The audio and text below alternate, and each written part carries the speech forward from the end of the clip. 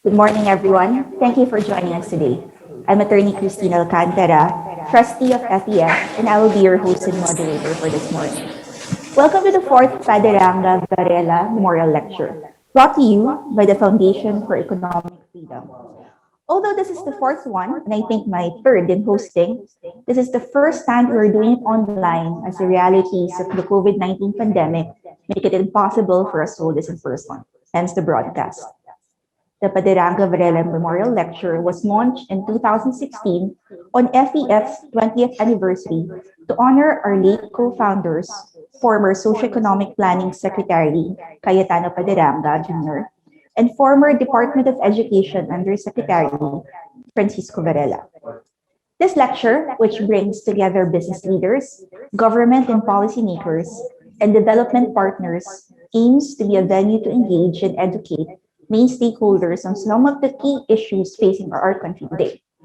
For this year, the topic or the theme is about jobs, jobs, jobs, policy reforms, and actions for the post-pandemic period. As our country in particular, and the world in general, continues to grapple with containing the COVID-19 pandemic and mitigate its human and economic impacts, FEF finds this an opportunity to advance reform proposals that will be presented in this lecture. As they say, never waste a good crisis. Before we start, allow me to acknowledge and thank our generous sponsors for making this event possible. So, as you saw earlier, thank you to the support of the Atlas Network. Our major sponsors are Aboitiz Ventures, Bank of the Philippine Islands, Manila Water Company, Meralco, Subdivision and Housing Developers Association, Shanton, and thank you also for our minor sponsors. We have Ayala Land Incorporated, Convergence Realty and Development Corporation, First Asia Venture Corporation, and Philippine Veterans Bank, Malate Construction and Development Corporation, and Organization Socialized Economic Housing Developers of the Philippines. Also, we have Philippine Wood Producers Association, ProFriends, Regina Capital, Rizal Commercial Banking Corporation, and Stratcom Corporation. Our media partners for event, and thank you for this, Business World, Inquirer.net, and Inquirer. We encourage you we'd like to hear your thoughts on the webinar. A link will be shared in the chat box. And also, for anyone who needs it, a certificate of attendance will also be provided to those. This webinar is also being recorded for documentation purposes. So encourage everyone to share your insights in social media and use the official event hashtags, hashtag EVML 2021 and hashtag AgriReforms. Before we dive in, we'd like to know where our participants are joining us from. So please just go over to slido.com and key in the event code PVML 2021. So let's go over there. I'd like to see where everyone is coming from.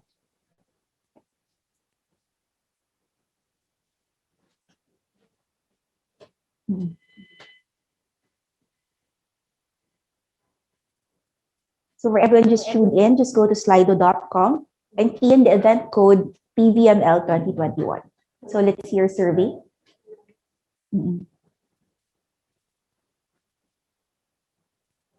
Okay, so a few of the results have been coming up. I see that a lot of people are actually joining in from Cali. So hello to everyone there. Okay, we actually have some international participants. So good morning, or actually good evening to everyone in Washington, D.C. and also in Hong Kong. Okay. What else? Okay. Seems like a good thing about having an international broadcast is that we get participants from all over the world. Okay, so big numbers also tuned in from Quezon City, and it's a university. And where else? Oh, it's mostly okay, Las Piñas, and also some from Bulacan. So good to know. So thank you, everyone.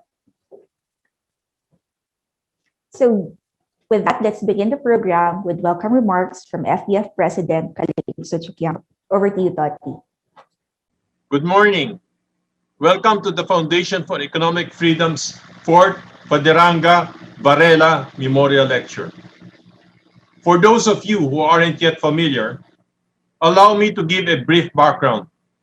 The Foundation for Economic Freedom is an advocacy organization founded 25 years ago to advocate for free markets, open and fair competition, consumer welfare, and secure and well-defined property rights.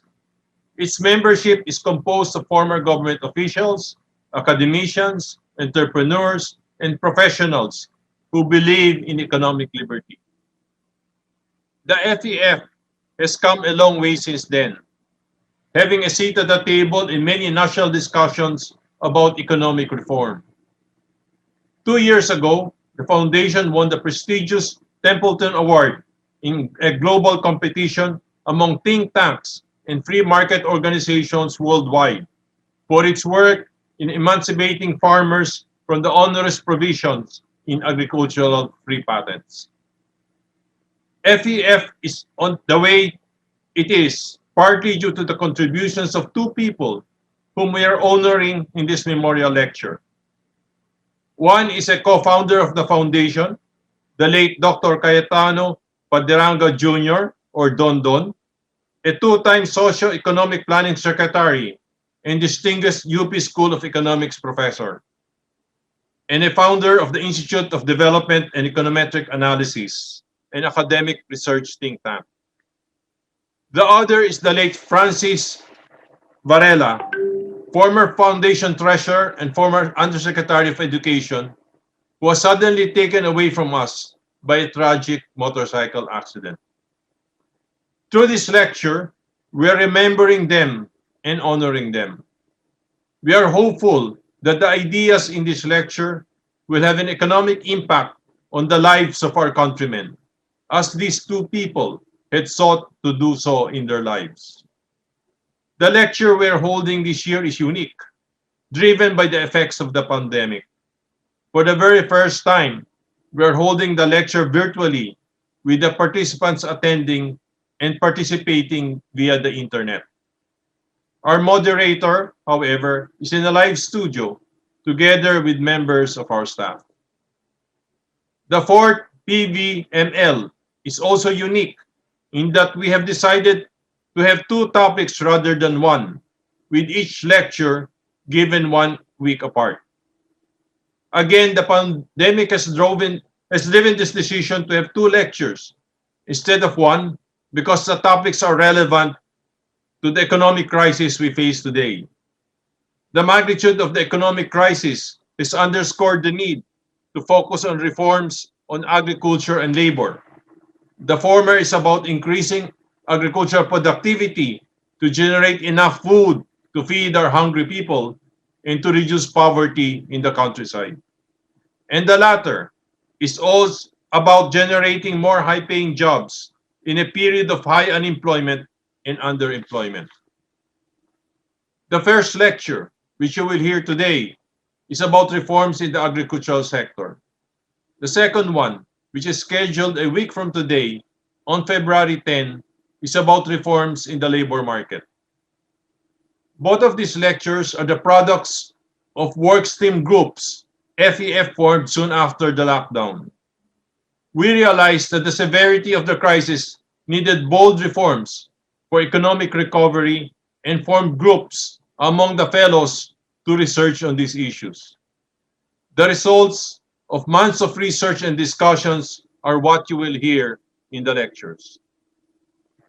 Let me end by thanking our sponsors, namely Aboitiz Ventures, Bank of the Philippine Islands, Manila Water, Meralco, the Subdivision Housing Developers Association, Santon, Ayala Land Incorporated, Convergence Realty and Development Corporation, First Asia Ventures, Malate Construction and Development Corporation, Organization of Socialized and Economic Housing Developers of the Philippines, Philippine Veterans Bank, Philippine Wood Producers Association, Pro Friends, Regina Capital, Rizal Commercial Banking Corporation, Stratcom Corporation, and media partners Business World and Inquirer.net, and special thanks to the support of the Atlas Network. Thank you all and enjoy the lecture. Thank you. That was our FPF President, Calixto Chiquianque. Indeed, if COVID-19 has rewritten our institutions, maybe it's time to actually reform our laws. So now we are honored to also have with us today via recorded messages Mrs. Delia Paderanga, the better half, Dr. Cayetana Paderanga, and Mrs. Rowena Varela, the wife of Mr. Francis Varela. FEF President Mr. Tote Chiquianco, Chairman Bobby De Ocampo, FEF Fellows, and all the distinguished guests who are here today, good morning. First of all, I would like to thank the Foundation for Economic Freedom for holding the 4th Paderanga-Varela Memorial Lecture to honor Dondon and Francis. I'm sure that Dondon would have found the topic jobs, jobs, jobs, policy reforms and actions for the post-pandemic period very interesting and appropriate. Indeed, even if the economy had not been so badly hurt by the COVID-19 pandemic, job creation was always at the top of Dondon's advocacies. His interest in exchange rate policies, labor market reforms, infrastructure development, regional development, and land use policy, and even constitutional change to remove restrictions on foreign investments, were all linked to the question of how to improve the economy's capacity to create a lot of new jobs that will result in higher income for most Filipinos. In other words, more high-paying jobs, not just more jobs. The pandemic, on the other hand, has exactly the opposite effect. It is reducing both average pay and the number of jobs. Of course, Dondon, like most of his friends in FEF and the UP School of Economics, wanted to harness market forces to bring about economic progress. But he always believed the role of government as a sole provider of many important public goods and services, which is the main reason why some economies do better than others and why some economies fall so far behind. Economies that have governments that are effective and efficient in delivering public goods and services will do well, and those where the nation fails to deliver basic public goods and services will have low incomes and high incidence of poverty. Of course, nobody, including Dondon, when he was still alive, could have foreseen that a pandemic can do more harm to the economy than a political crisis. But precisely because of this, jobs creation after the pandemic, and of course ending the pandemic first, otherwise we can choose the phrase after the pandemic, is extremely important. The holding of this memorial lecture is a great honor.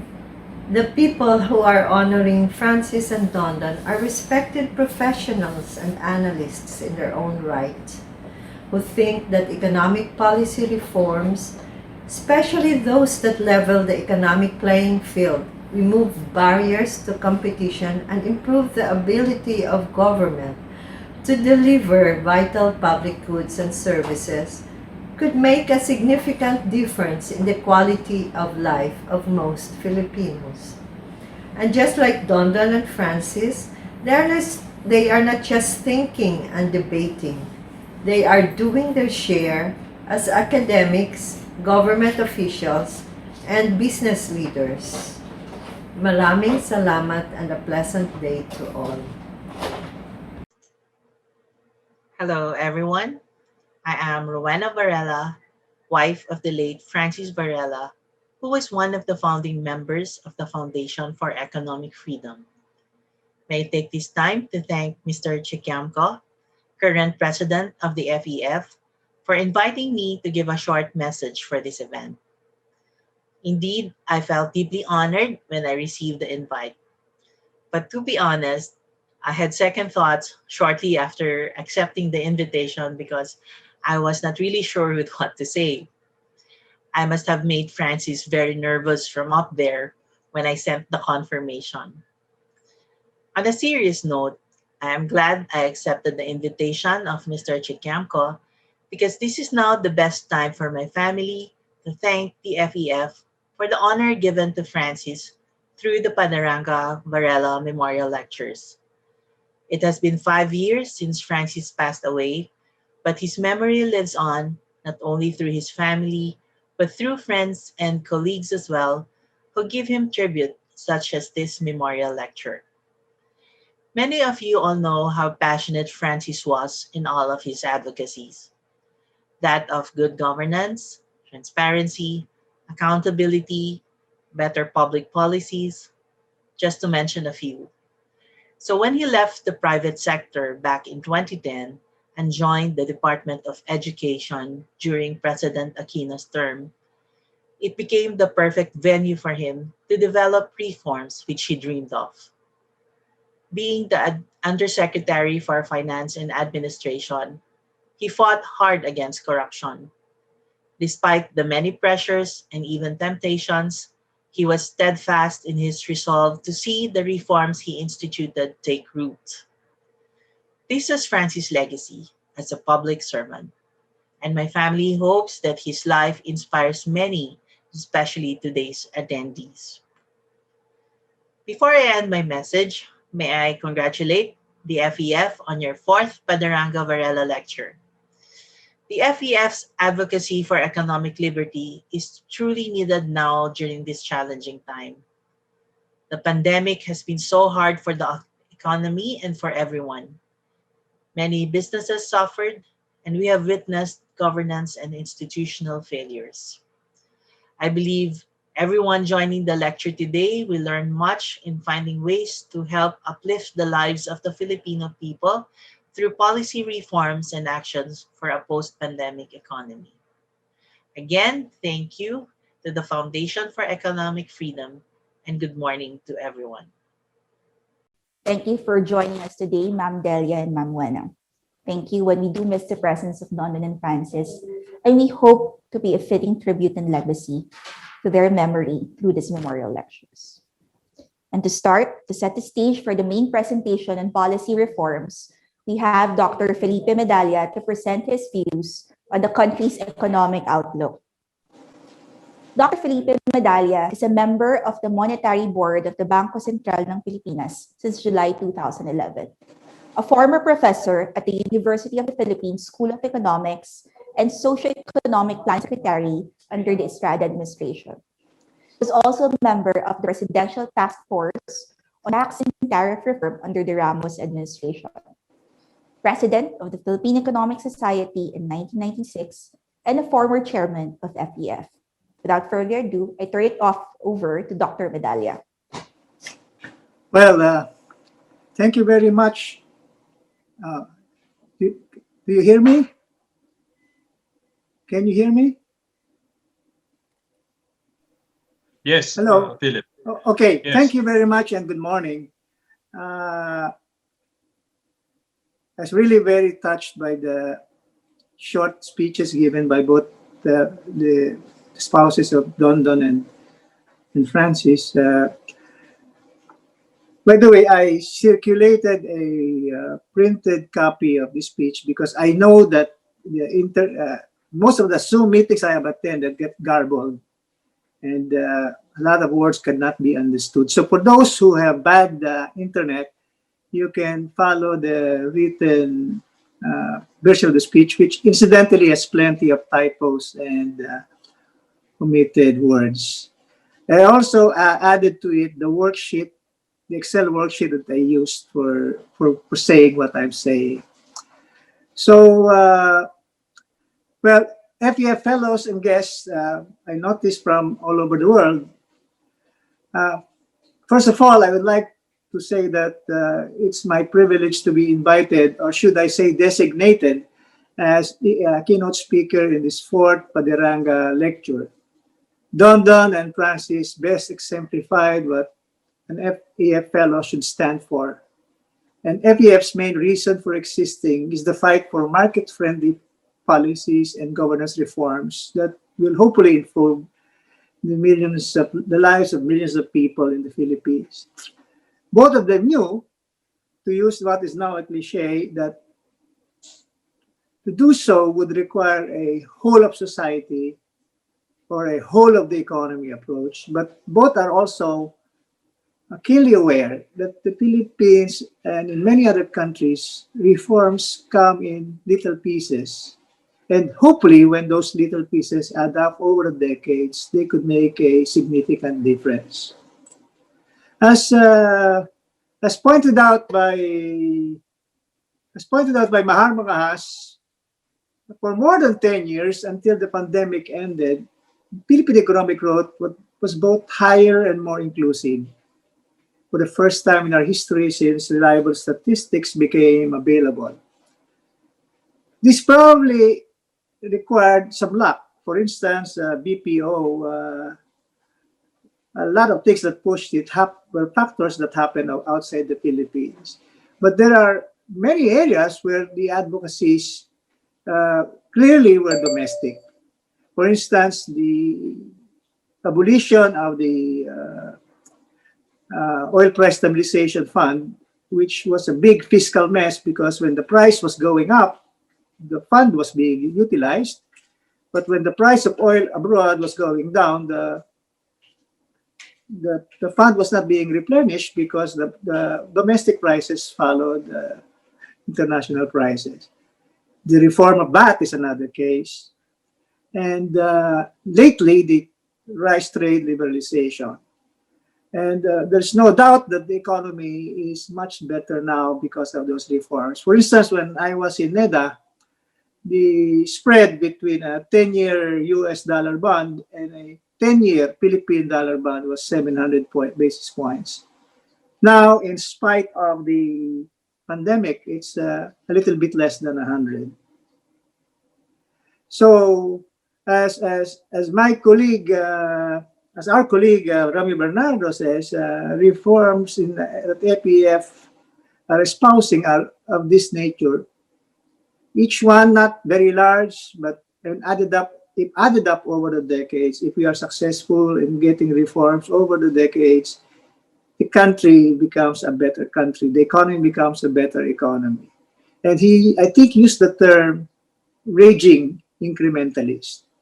Of course, it's hard to be both raging and incremental. But somehow we in FEF were able to do it, and Francis and Don Don were the best exemplars. And it's good for us that we continue to honor them. Now to my main task. It's to give my views on the outlook of the Philippine economy. Before I start, let me say that the necessary disclaimer that the views that I express are entirely my own and not necessarily of those of the BSP and its other officials, especially the governor. Although the governor and I share a lot of things and agree on a lot of things, my views are not necessarily 100% the same as his, and vice versa. Okay, since the title of the series is Jobs, Policy Reforms and Actions for the Pandemic, I assume that what happens to the economy during the pandemic is quite relevant. For one thing, it's hard to say when the pandemic will end. One can, of course, hope that after the pandemic, the surviving part of the economy, which is roughly about 10% of 90% of the 2009 economy, will continue to grow at 5 to 7%. But of course, 5 to 7%, I will explain later why 5 to 7%. Then if that's the case, then the GDP in the future will remain permanently lower than pre-COVID forecast. Indeed, there's a narrative that fits this scenario. As we as a nation learn more about infection, hospitalization, and fatality rates, and as testing and tracing becomes cheaper and quicker, we will know which quarantines mobility restrictions, lockdowns, and other measures to control the virus, which of them work or do not work. We will also learn that which measures cost a lot but have at best temporary results in what is called flattening of the curve. For one thing, it clearly did not make sense to apply lockdowns to densely populated areas where the urban poor live in areas where physical distancing is impossible and necessary hygiene such as frequent hand washing and safe disposable of waste is also not physically possible. Moreover, locking up people in their homes without necessary testing and tracing will result in infection rates rising in, uh, in households who are forced to stay together in those cramped houses for a prolonged period. In other words, if lockdowns are the only answer to the pandemic, there should be no lockdown. Of course, the justification for lockdowns is it's a temporary measure while waiting to flatten the curve or the trajectory of the spread of the virus, while waiting for better solutions to become available. Thankfully, albeit very slowly, we have progressed significantly in testing and contact tracing to the point where it's not likely that we will again experience the kind of lockdowns that we experienced during the last 2 weeks of March, the second quarter of last year, and the first half of the third quarter of 2010.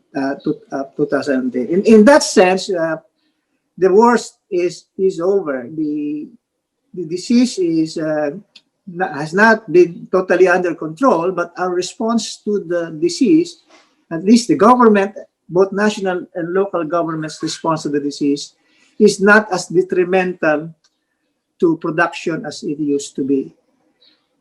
It's very important, for example, to point out that the last 2 weeks of March are the worst 2 weeks in terms of GDP. Although GDP is not available at weekly level, it's easy to show this. The reason is if we use seasonally adjusted GDP, what you will note is the first quarter is 8% lower. The first quarter of 2020 was 8% lower than the first quarter of the previous year. That means that in just 2 weeks, we lost. My mistake. It was about 6%. In just 2 weeks, we lost nearly 6% of one quarter's GDP, or what a little bit more than 1% of GDP. So now, fortunately, by the way, by the same reasoning, because of the very, very shotgun approach in the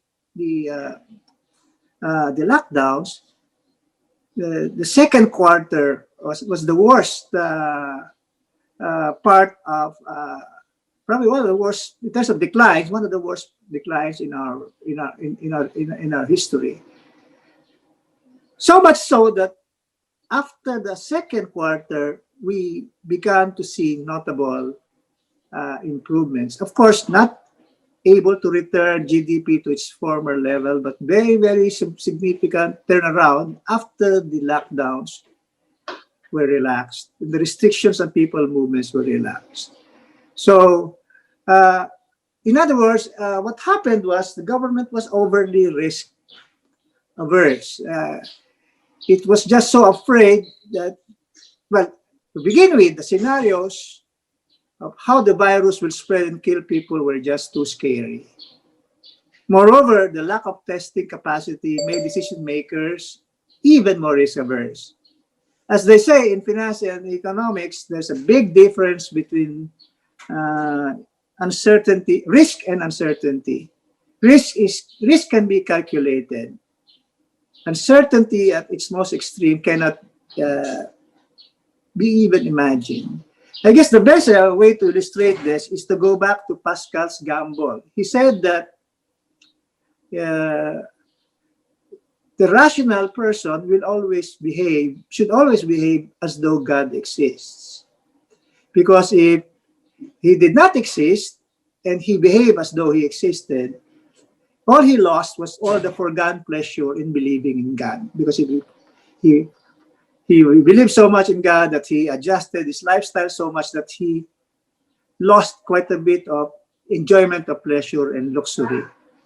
But if God exists and he behaves as though God does not exist, instead of infinite gain of going to heaven, he will suffer eternal damnation. Then, therefore, he has to really believe as though God exists and behave very well.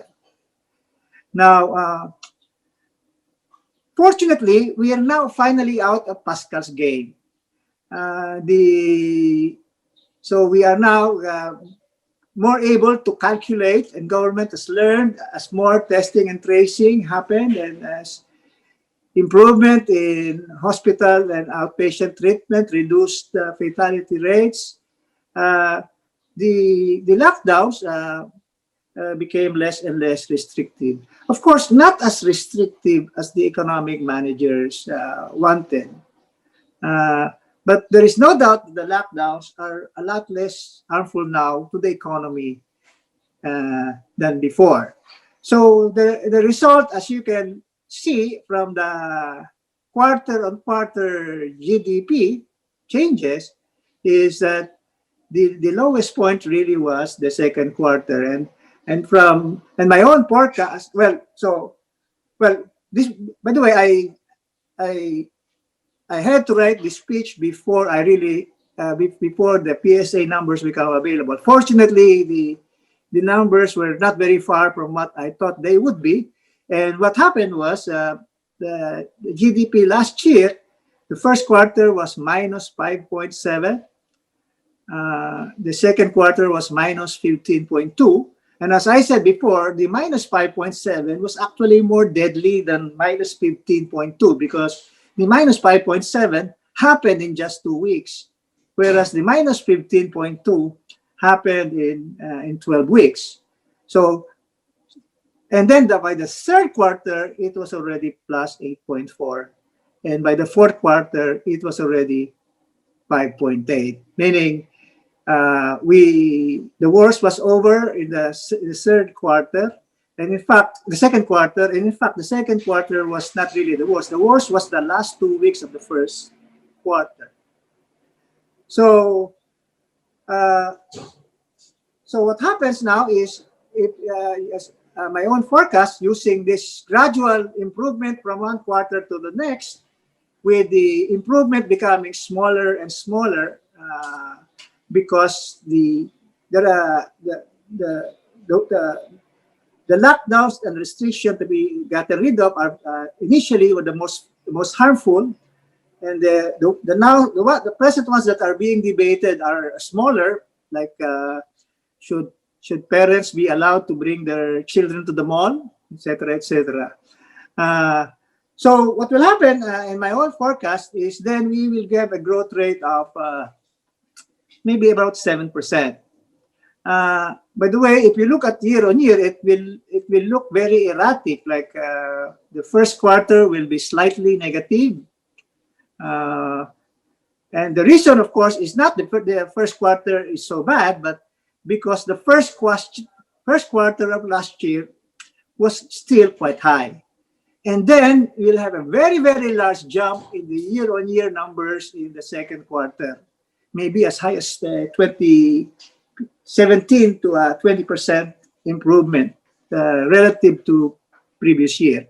Again, that's not because the second quarter is so good. It's just that the second quarter is not that the second quarter of this year is so good. It's just that the second quarter of last year was so bad.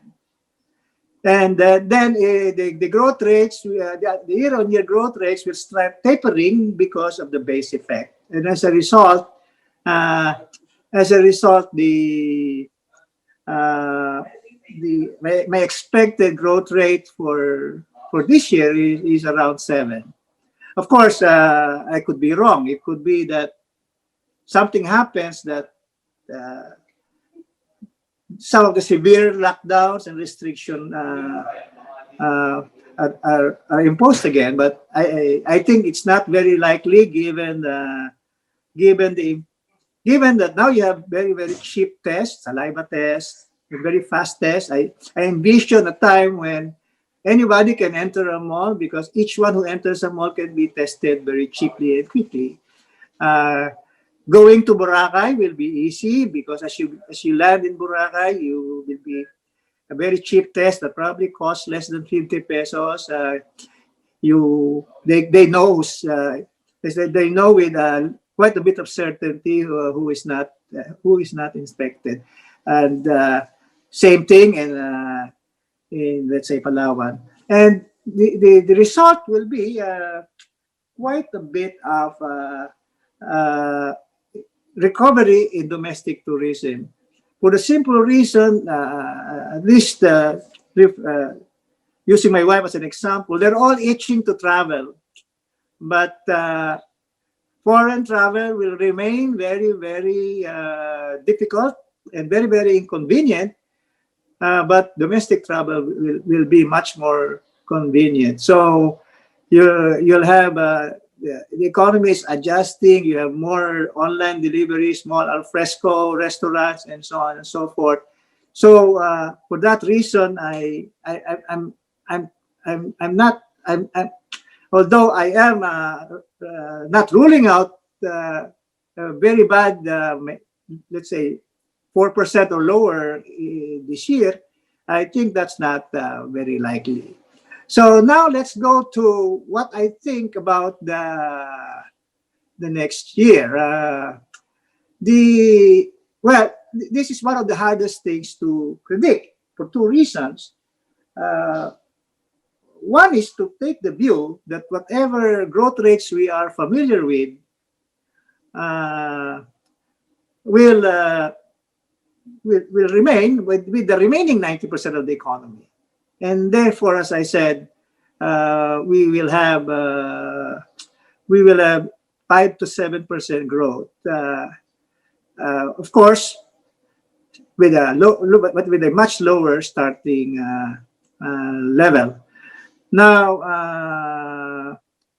in the past, the reason we in BSP estimate the natural growth of the economy to be 5% is we use a lot of statistical tests looking at a long series of GDP, what statistically is referred to as filters.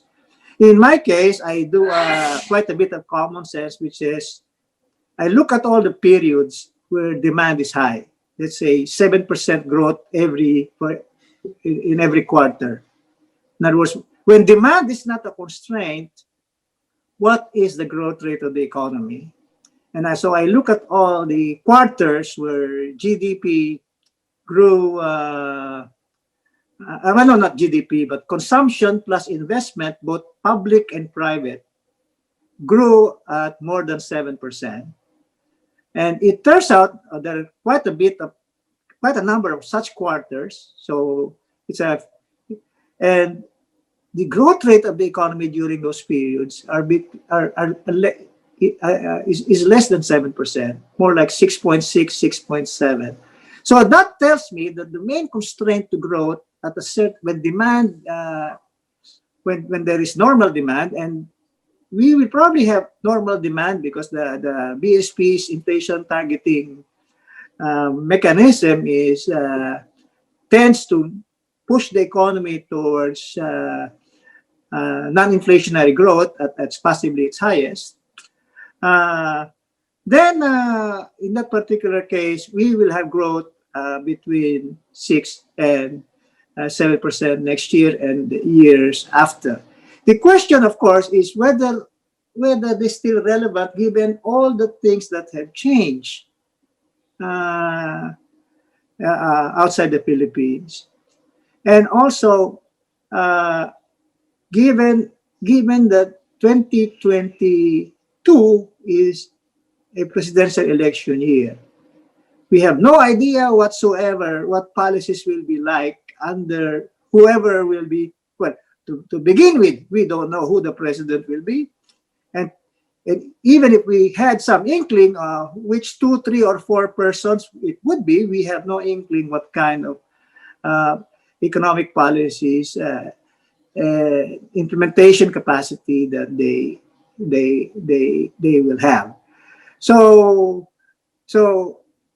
but at any rate, my point is, well, until I get better information, that is my view. To summarize, just the bounce off from relaxation of lockdowns, quarantines, and mobility restrictions, and because of the very low base, 2021 will be 7%, and you'll have 6 to 7% on average from there on, until we find out that in reality the natural capacity of the economy to grow is either higher or lower.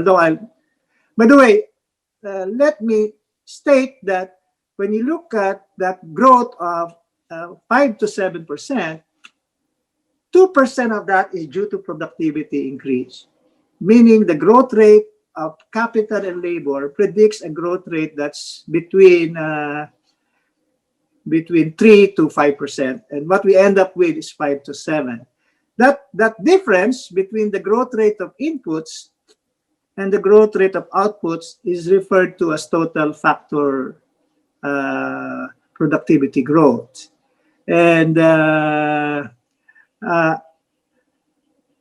Nobel Prize winning economist Robert Solow refers to it as the index of our ignorance.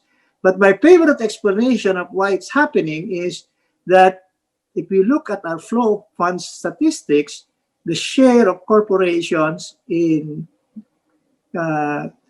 capex, in capital expenditures and capital formation, and the share of government in capital formation and is rising.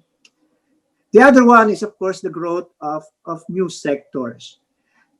Then finally, the other way to look at it is to look at the very unproductive parts of our economy. For instance, I think agriculture, construction and transportation storage account for 57% of male employment and only 21% of GDP. Similarly, wholesale retail, accommodation and food services, and other services, which includes maids, household helpers, account for 51% of female employment and only 23% of GDP. So in other words, we have a lot of very low productivity employment and jobs. And if this can move to other sectors that have higher productivity, then this 2% TFE will continue. I was looking at some informal discussion of BSP with the World Bank, and some of them are willing to accept, proposing a scenario, not all of the IMF people, but some of them I met, that the TFP will decline from 2 to 1. But as you can see, there are many things that we can do to prevent it from happening. Of course, this, again, to use a cliche, will require a whole of society approach. Many of us in FEF thinks it's removing prohibitions on foreign ownership in the constitution of very critical industries. It's part of the big answers. Some of my friends, including our President Totti, think that an undervalued peso is another part of the answer. But these topics are for future lecture series. And clearly looking at labor and land markets will also give us part of the answer. So, friends, maraming salamat at magandang umaga sa inyong lahat. And I look forward to a very productive lecture series. So again, thank you to Dr. Medalla. So don't worry, Dr. Medalla will be joining us in the panel discussions later. We've also allotted ample time for an open forum, and we'd like to encourage your participation. So now we move on to our main agenda. We will hear from Dr. Von Montes, the report of the agriculture team of FPF. Dr. Von Montes is a founding fellow and trustee of the Foundation for Economic Freedom. He is an independent director at RCBC and a national consultant on risk management at the NEDA PPP Center under an ADB Technical Assistance Grant. His career includes 25 years in Citibank, where his last position was as a director and head of the bank's Philippine public sector business. As a professional economist, he participates in policy discussions in development, monetary, banking policy issues, and market policy reforms. Also with us today are the members of the agriculture team, Toti Chiquiamco, Simon Paterno, Gary Teves, Dr. Raul Fabella, Dr. Rueliano Briones, Rolly D, and Alex Lorayes. Dr. Briones will also give a few comments after Dr. Montes' presentation. Afterwards, we'll have a panel discussion with our distinguished discussants. Let me introduce them now so we can go directly to the discussions later. First is Undersecretary for Policy for Planning of the Department of Agriculture, Rodolfo Vera. He was the Director General of Congressional Planning and Budget Department at the House of Representatives from 2004 to 2010. Prior to joining the Department of Agriculture, Mr. Visera has been doing independent consultancies and advocacy work in civil society and non-government sector, including short-term projects with EB, UNDP, OSAID, FAO, and 2 years as legislative consultant at the Senate Committee on Food and Rural Development. Second, we are joined by Undersecretary Hilde Tram, who has been an Undersecretary of the OF since 2005 and was appointed as his Chief Economist in 2013. Isaac Beltran has been working on a variety of areas including fiscal policy, human resource and operations management, economic policy and research, and financial exclusion policies and strategies. Lastly, we have Mr. Senen Pani, who is currently the president of Ultrex Management and Investments Corporation. He was appointed as Secretary of Agriculture by President Corazon Aquino in 1989. Started his career in Dole Food Corporation in Honolulu and became the country manager of Dole Costa Rica and in the Philippines. In 2006, he was honored with the Ernst & Young Entrepreneur of the Year Award and Category Award for Master Entrepreneur for Electric Incorporated. Thanks, sirs, for joining us. Now, turning over to you, Dr. Wong. Good morning. I'm pleased to welcome the participants to this first of two lectures in the Paderanga-Varela Memorial Lectures. I wish to greet Delia Paderanga and Wina Varela as I fondly recall my personal friendships with Don and Francis, which predated our associations with FAF. In the early months of the pandemic, the messages swirling around the FAF Viber group crystallized into workshops and prospects on the prospects and imperatives for a post-pandemic scenario. The common concern was the impact of the sudden stop in the economy on employment and incomes, and what action should be taken to create jobs in the emerging labor surplus scenario. The discussions eventually boiled down into two work streams, agriculture and labor. Yeah, so this is the agriculture work stream team. The team includes well-respected experts in agriculture, and they're all smarter than me because they managed to cajole, coerce, and compel me to be the one to put together the results of the discussions and present our ideas. So I've organized the discussion according to this outline, a broad scan of the economic record of agriculture, the reasons for that satisfactory performance of the sector, among which we focus on defective property rights, and restricted land markets. And before discussing our proposals, a short digression on the occasion of this Paderanga-Varela Memorial Lectures. I make a reference to the FEF bias for market approaches which inform our proposals. And spoiler alert, we discussed the case for the condonation of debt of the agrarian reform beneficiaries, although this is not yet the official position of the FEF. And then we go into the proposals, and then we'll focus on agrarian reforms, and we'll end with some open issues, because I don't think we have all the answers at this time. Okay, so the next slide, agricultural value added per capita is even more discouraging. It shows that GVA per capita has hardly increased in the long-term past. And in fact, today's GVA in constant 2000 prices is at the same level as it was back in 1970. The trend growth on the right shows that it's also been declining. It's been negative in the last 7 years. The share of agriculture in employment and GDP declines in the course of economic development and industrialization, and we see this pattern in our peer countries. Industrialization, however, requires a strong agricultural base for raw materials and exports. But in the case of the Philippines, the decline in the share of agriculture in GDP has been relatively faster than the decline in the share of labor, indicating weak growth in productivity compared to industry and services. In terms of total factor productivity, again, the Philippines has been lagging behind in terms of the growth compared to our peer countries. And among the peer countries shown here, the Philippines is ahead only of Myanmar and Timor-Leste. In terms of physical productivity, tons per hectare, as compiled by Dr. Rolly D. of UA and PIN, we have the same disappointing story. We are behind Vietnam in rice, coffee, rubber, sweet potato, and we're behind Indonesia in corn and coconuts. We are behind Thailand in sugarcane and cassava. We're only ahead in two crops, pineapple and bananas. But even here, Thailand is catching up. That's in the next slide.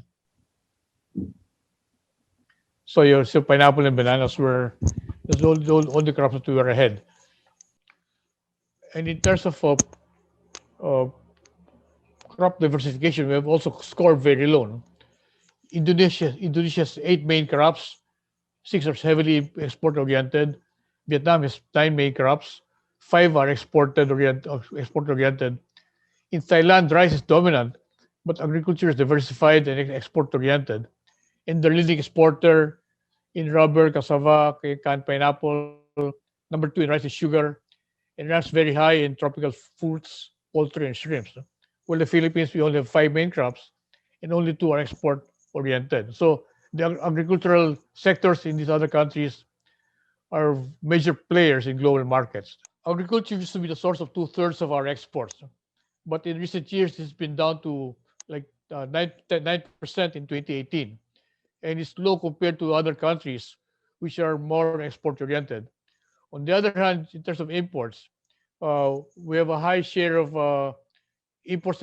Agriculture is a high share of imports compared to the other countries. So it shows that we are more import dependent on agricultural products compared to these other countries. This slide simply shows that the agriculture is not attractive to the private sector investments at all. Investments in the agriculture are trivial in terms of amounts, or the way the doctors would say it. There's only a trace element of investments in agriculture, both from FDI and in terms of BOI registered investments, and they're limited to a few high value crops. I now turn to agriculture and poverty. First, in terms of poverty, overall poverty in the Philippines, we still have the highest poverty among these peer countries, and even higher than Cambodia. And the thing is, Cambodia had a higher poverty rate than the Philippines as recently as 2005.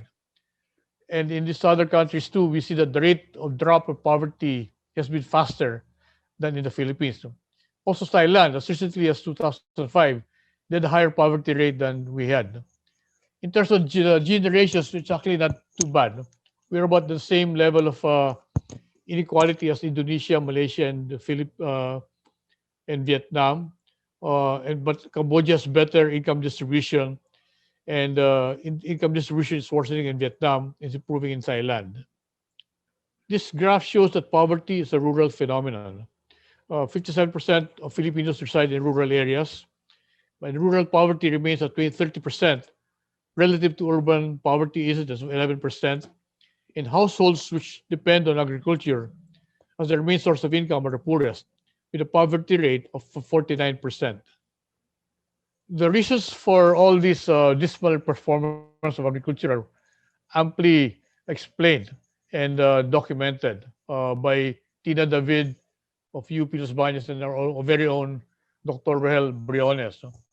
The historical policy bias against agriculture in terms of trade policies, lopsided priorities which emphasize self-sufficiency rather than food security, land equity, consumer welfare, the inadequate provision of public goods, because agriculture by nature is prone to market failure, and the response of the private sector will be uh, will be to underinvest because of these market failures, defective property rights, constricted land markets, and weak institutional governance. But there are explanations. There are explanations. None of these reasons uh, give something which look to be actionable, except for these two uh, items here: defective property rights and constricted land markets, which we focus on as things that can provide actionable uh, policies to address the problems of the economic recession. I just want to make a brief digression on the FAF approach. This is the mission statement of FAF in our website. Our hashtags are good governance, secure and well-defined property markets, market-oriented reforms, and consumer protection. Many FAF members are actually veterans of the skirmishes in pushing through these reforms during the past, I guess, 2 decades. So we saw the liberalizations in foreign exchange controls, foreign trade, foreign investments, the privatizations of all these things that we forget were used to be government corporations, and then we depoliticized oil prices for some before, when every time the OPSF had to uh, was depleted and had to be replenished, oil prices had to be raised, and then there would be militant outcry against OPSF. And when that was abolished, uh, we all got used to the fact that oil prices can go up and go down. Same with exchange rates. A big challenge to get the EVAT passed, which created the fiscal space. And also we used the bill operate transfer to solve the power crisis. So many of the FF members are veterans in all of these skirmishes, but they continue to be active, whether in the front line with the congressional hearings or in the supply lines, providing ideas and research. Also, our legal team has been very active because it's important to maintain a critical mass of reforms and the deliberate speed of reforms. As we know in physics, mass and velocity leads to momentum. So if you read the book, I hope you purchased the book. It shows our dislikes: myopic populist policies, wistful thinking, the reverse Midas touch, in which the government, every time the government does something, it crumbles, rent-seeking, protectionism, anti-competitive behavior. And then on the other hand, you have the likes that we're familiar with FEF, the bias for markets, reliance on market signals, foreign investments, privatization, the private sector as the engine for growth, PPP, freer and flexible labor markets, and rationalized public transportation. I also want to mention that the FEF espouses, advocates these reforms not just through press releases, but actual, work with the congressional committees on draft legislation and forums and discussions to help spread the ideas.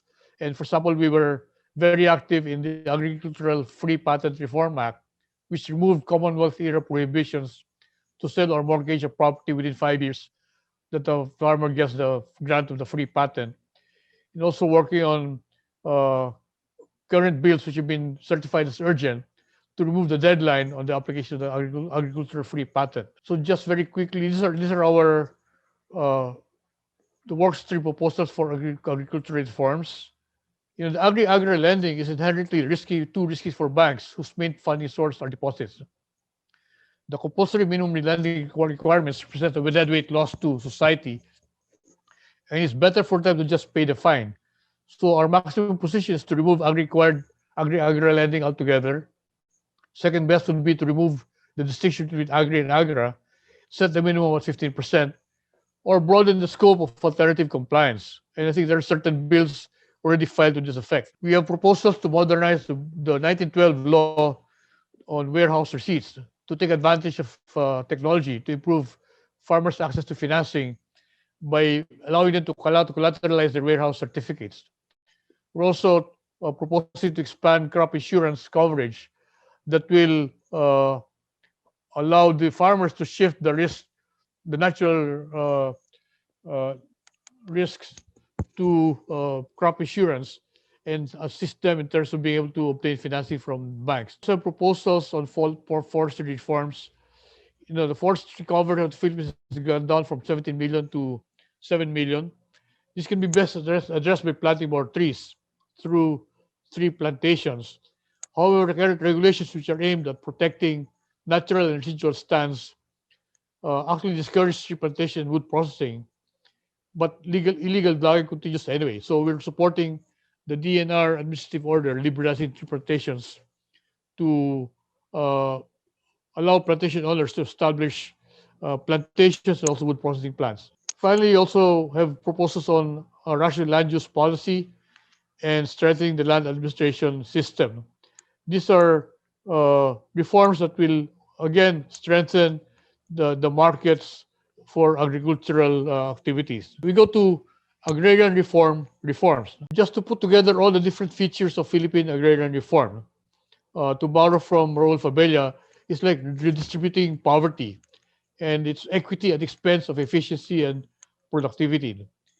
It's the longest running agrarian reform program. It has lasted 35 years, or even 60 years if you go back to the Bakangal Land Reform of 1963. In Japan and Taiwan, this did not last more than 5 years.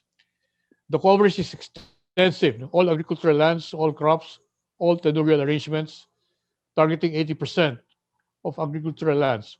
Japan and Taiwan only covered rice lands, only 4.7 and 14% of lands respectively. Malaysia has no comprehensive land reform, just a coexistence of managed land schemes of big and small owners, and the FELDA and FELCRA have been successful modes of poverty alleviation there. We have a very restrictive 5 hectare retention limit. Anything above the ceiling is given to landless and smallholders. The allocation of the above ceiling land is done by the government, not through markets.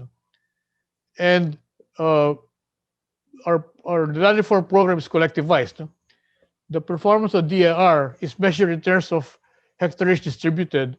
So they gave one collective certificate of land ownership award to groups of farmers instead of subdivision surveys and individual titling, which affects 50% of all CLOAs. There are also severe restrictions on the transferability of the redistributed lands. The farmer cannot sell except to a qualified buyer. The transferee cannot own more than 5 hectares.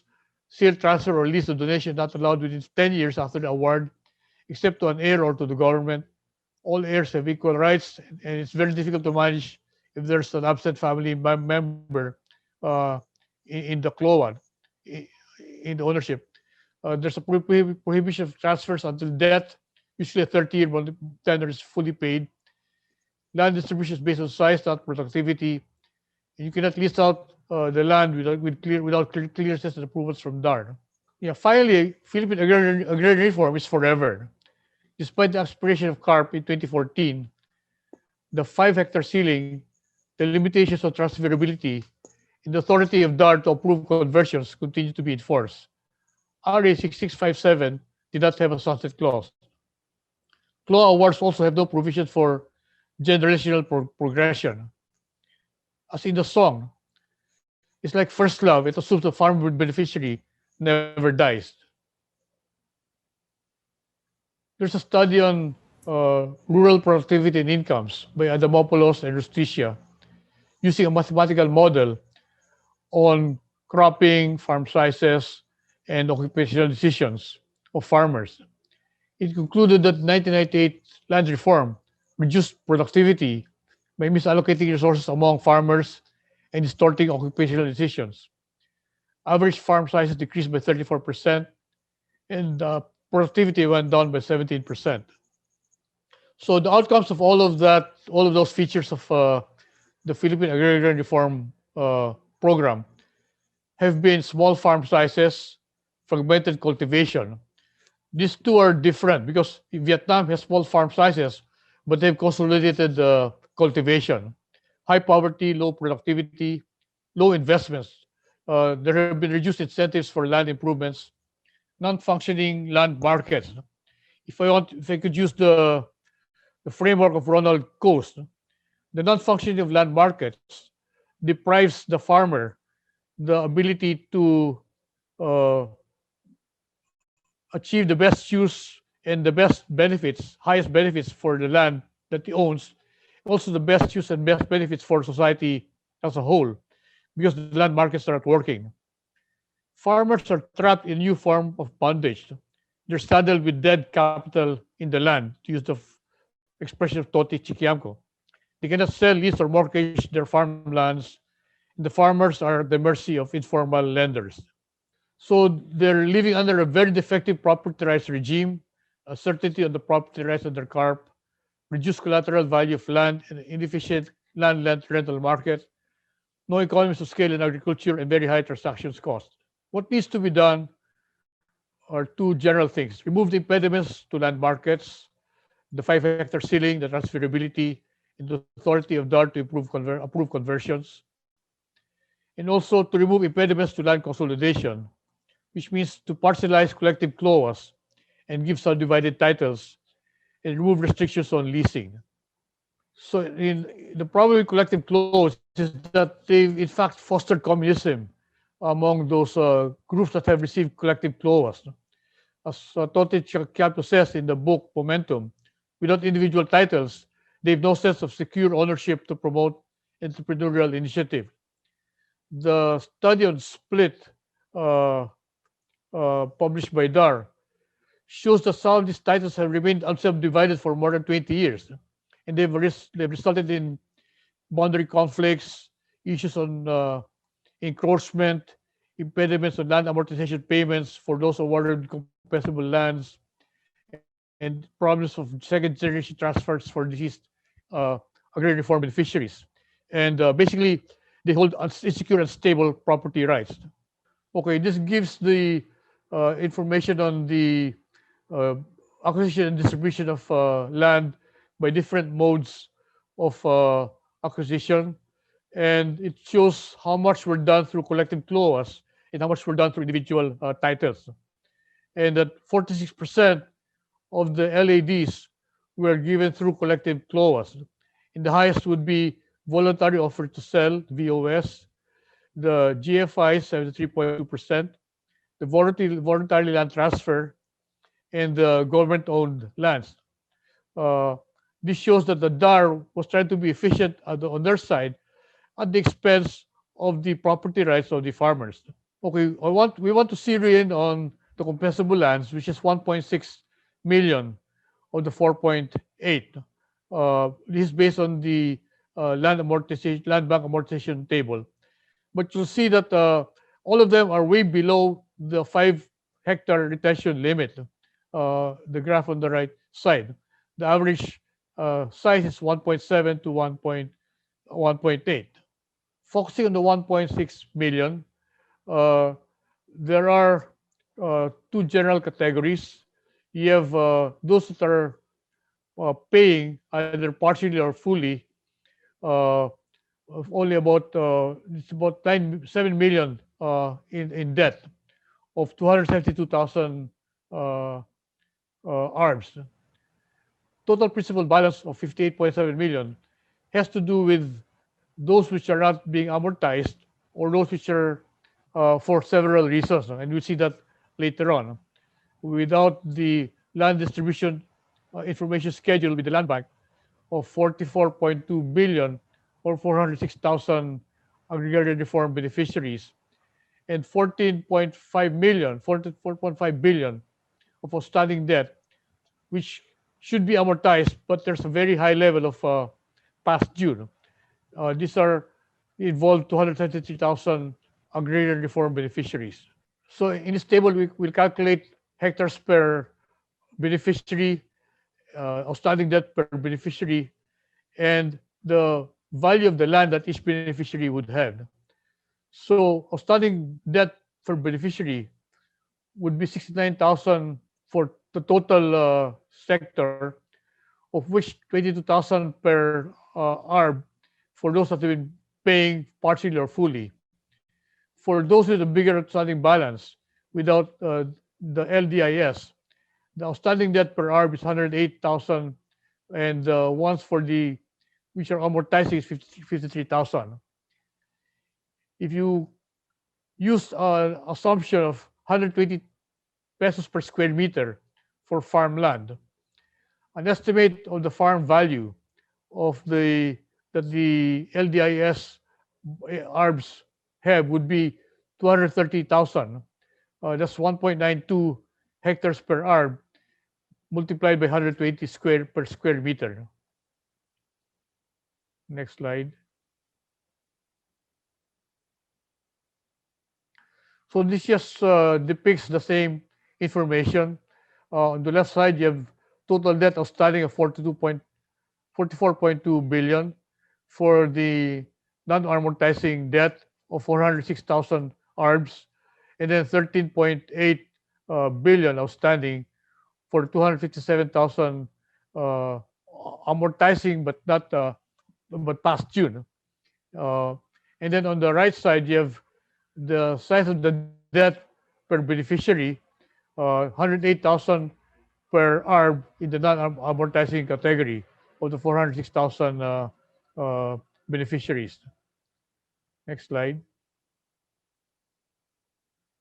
Why has there been no amortization? The document from DAR on the split program uh, shows that collective CLOAs are not able to amortize their debt because they don't have the LDIS, the Land Distribution Information Schedule. And it's only on the basis of this lot allocations that the land bank can set up the schedule. So the land bank cannot issue the LDIS because they don't have individual titles. So an estimated, according to the study, 290,000 ARBs have been unable to pay land amortizations due to the lack of the LDIS on their parcels. So the study quotes some ARBs in Batangas and Iloilo who have not been able to amortize their land, their debt because of the lack of the LDIS.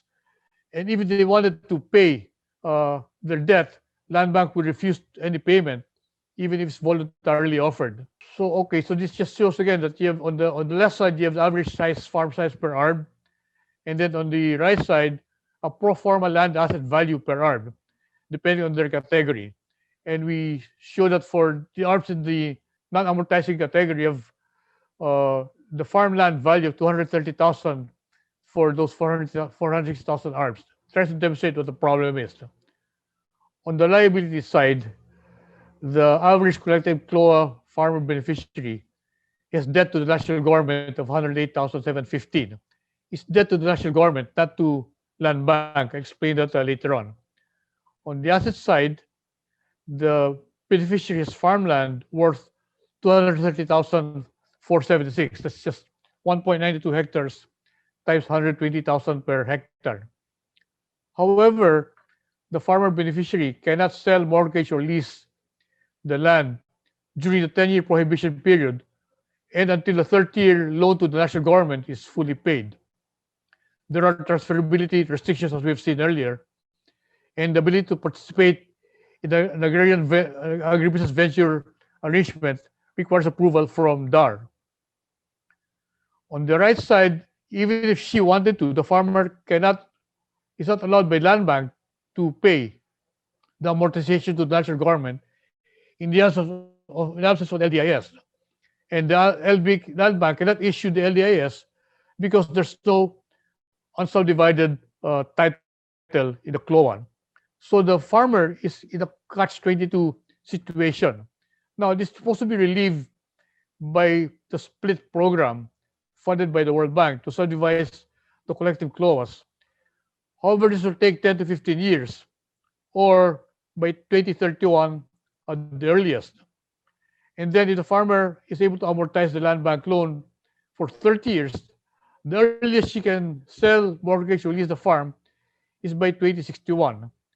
The average age of the Philippine agricultural workforce is 57 years old.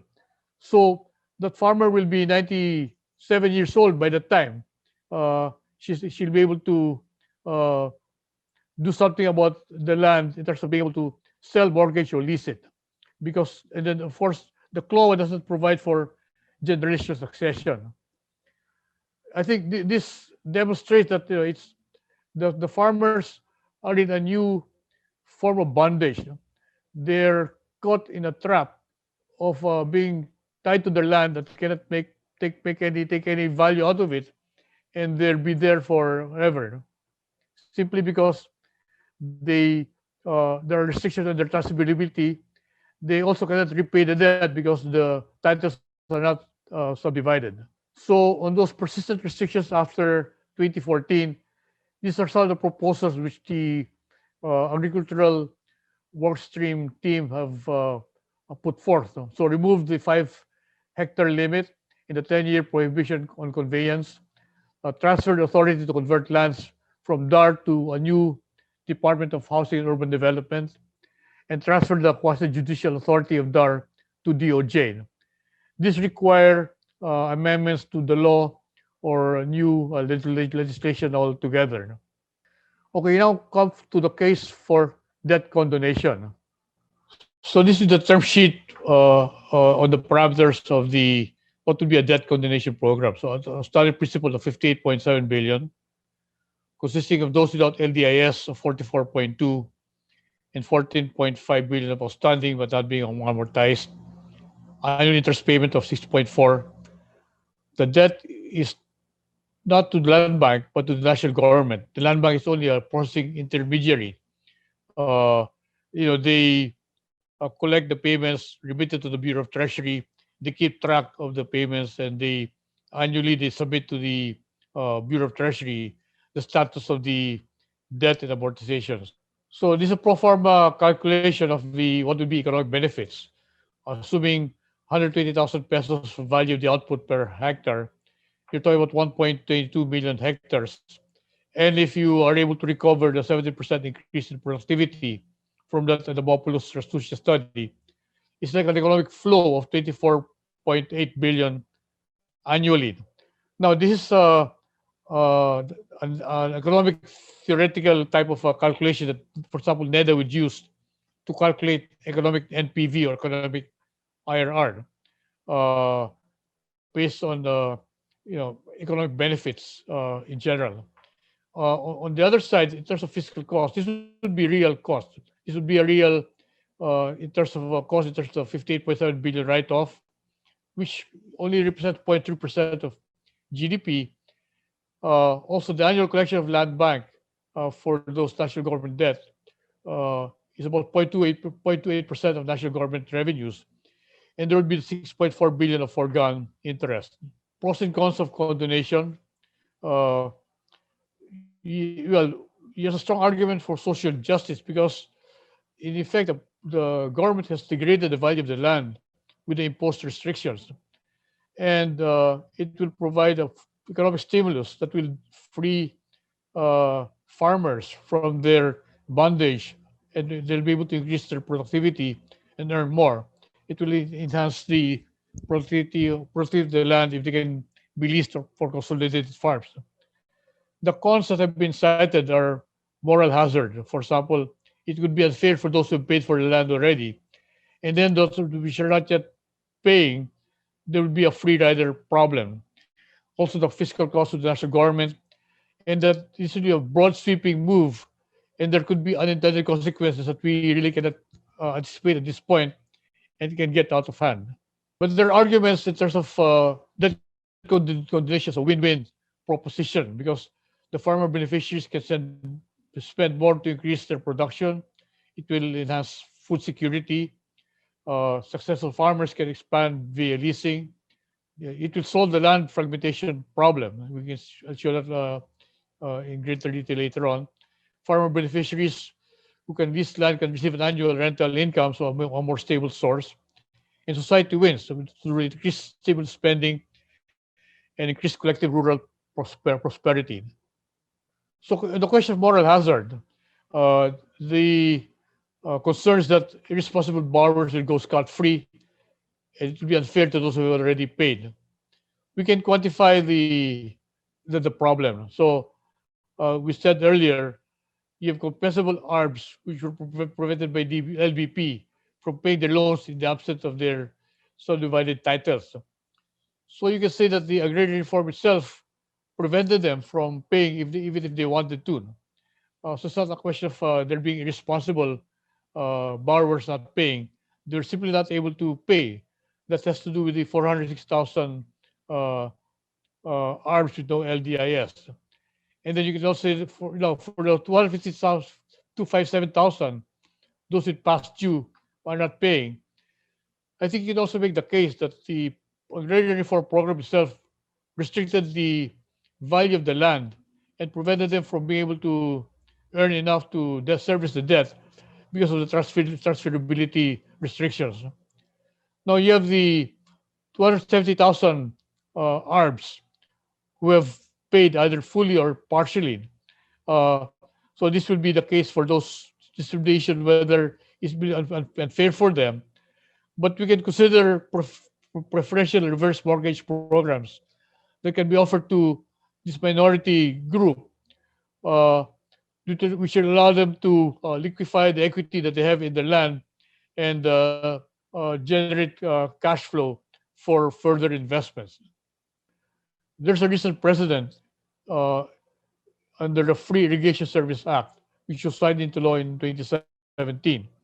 RA 10969 exempted farmers from with land holdings of 8 hectares or below from paying irrigation service fees and condoned all unpaid ISFs and the penalties uh, in all past due accounts. There are pending bills for debt condonation. For example, Senate Bill 268 introduced by Senator Recto, which repeals Section 226 of 6657 on the repayment by beneficiaries of their debt, and also House Bill 6817 or the Rice Bill, which provides in Section 24 the condonation of loans of agrarian reform beneficiaries for land acquisition and under government land distribution programs. The draft legislation that we are working on has several features. So condoning unpaid amortizations and other charges, and also working on the uh, legacy restrictions that came with 6657 that have not uh, been terminated. So the transferability of agricultural lands uh, and title registration increases, and also allowing banks to be able to hold to acquire land without having to get clearances from the agrarian reform or other government agencies if the acquisition of the land is the result of mortgage foreclosures and the bank will not hold title to the land for a period longer than 5 years, as provided in the General Banking Act. Finally, we turn to issues in land consolidation. So, uh, if you have cleared the issues on the, just go back first. So, finally, we turn to the issue of land consolidation.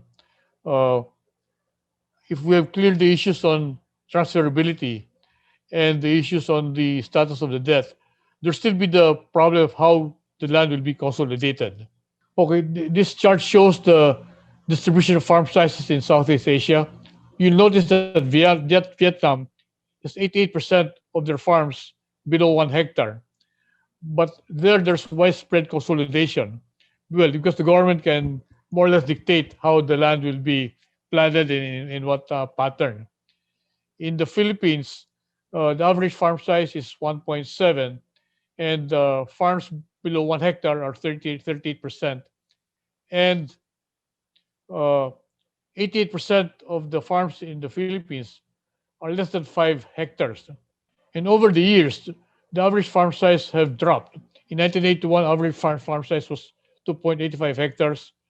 By the 2002 census, This has shrunk to 2.01, and we saw that right now it's about 1.7. Same thing in terms of the size distribution of lands, shifted land mass size from larger farms to smaller farms. By 2002, the share of farms under 2 hectares increased to 26%. As Raul Fabel has pointed out, no, small farms are not attractive to private capital. They're too small to be economically viable. For example, to employ modern machinery and technology. The private capital will not weigh in when competitive scale is not there. That requires hundreds, perhaps thousands of hectares, and none is available. There are administrative reforms post for consolidation. For example, DAR should account for the 4.8 million hectares it has distributed and probably try to identify by land use per allocation how to make the consolidation easier. Of course, there's also the project of the World Bank to fund the parcelization of the collective clause, but this will take 10 to 15 years to complete. So the three general possible strategies for consolidation: parcelize and consolidate. That's the current scenario. You also have the agribusiness venture arrangements, which is allowed but actually limited in scope at this point, or also offer whole consolidated clovers for lease to a private firm. A third option, which Dr. Fabelli just wrote about in Business World in January 10, would be to use a consolidating institution like a GFI or the NDC as the intermediary between private investors and the ARBs. Private investors would prefer to deal with one credible consolidator than multiple ARBs. The land bank could write long-term lease contracts with ARBs and their heirs, specifying rights and obligations. The private corporation will deal with just one institution, pay land rental to land bank, which then land bank will distribute the lease payments to the beneficiaries. And then the ARB family members will have hiring priority in the farm project. And then the private agricultural firm, which manages the CLOA, can then have a consolidated farm project. Next slide. Okay. Now the possible sequencing of these reforms depends still on I guess, the political acceptability of these proposals. The split program of subdividing collective clovers will take 10 to 15 years. So it will take up to that time to be able to get subdivided titles. Now, the removal of the 5 hectare limit may not be politically feasible immediately. It might take longer until the time that you can have Philippine agriculture with larger owner farms. No? In the meantime, you can have debt condonation and you can have legislation that will enable land transferability that will allow consolidation through leasing in AVAS and through a GFI consolidator. This sequence of reforms, I guess, is the one compelling reason why we should consider debt condonation this time, to be able to go into consolidation as soon as possible through leasing while waiting for these other reforms. I think that's it. Thank you very much, and I look forward to the discussion. Thank you for that, Dr. Montes. Right, so before we proceed with the panel discussion, I'd like to call back Dr. Montes and also may I call on Dr. Williana Briones to share his insights on the proposed reforms. Thank you, Christine. I just want to, I guess, use this occasion to let you know that this is my natural speaking voice, and that was a pre-recorded message, presentation. So I usually talk very fast, but it was a bit interrupted in the recording. I also want to again emphasize that these are discussion points, not yet official positions of the FAF, particularly on debt continuation, whether that's really the only way to go. You can also consider probably legislation that will simply liberalize the restrictions on land transfer and I guess ease up on the role of DAR as the gatekeeper today for any conversion, any transfer, any lease, any sale to a transferee that has more than 5 hectares. We can also consider probably alternatives to that. Finally, following Philip's colatilia, I just want to again emphasize that the positions I've presented here are not associated with any positions of institutions I'm connected with. That's all. Thank you very much, and apologize for the technical problems in the presentation.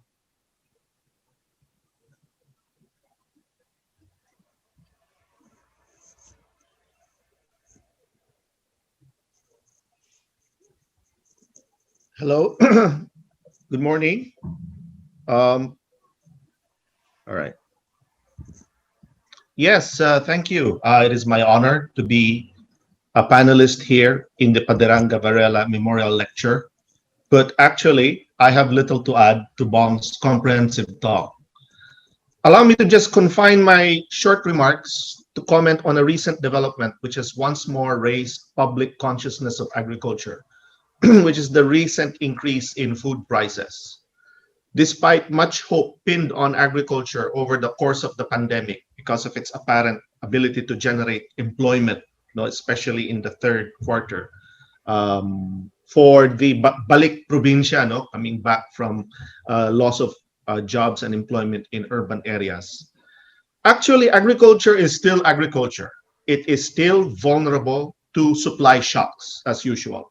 Hence, the recent price increases owing to typhoons and the onslaught of African swine fever affecting the hog industry.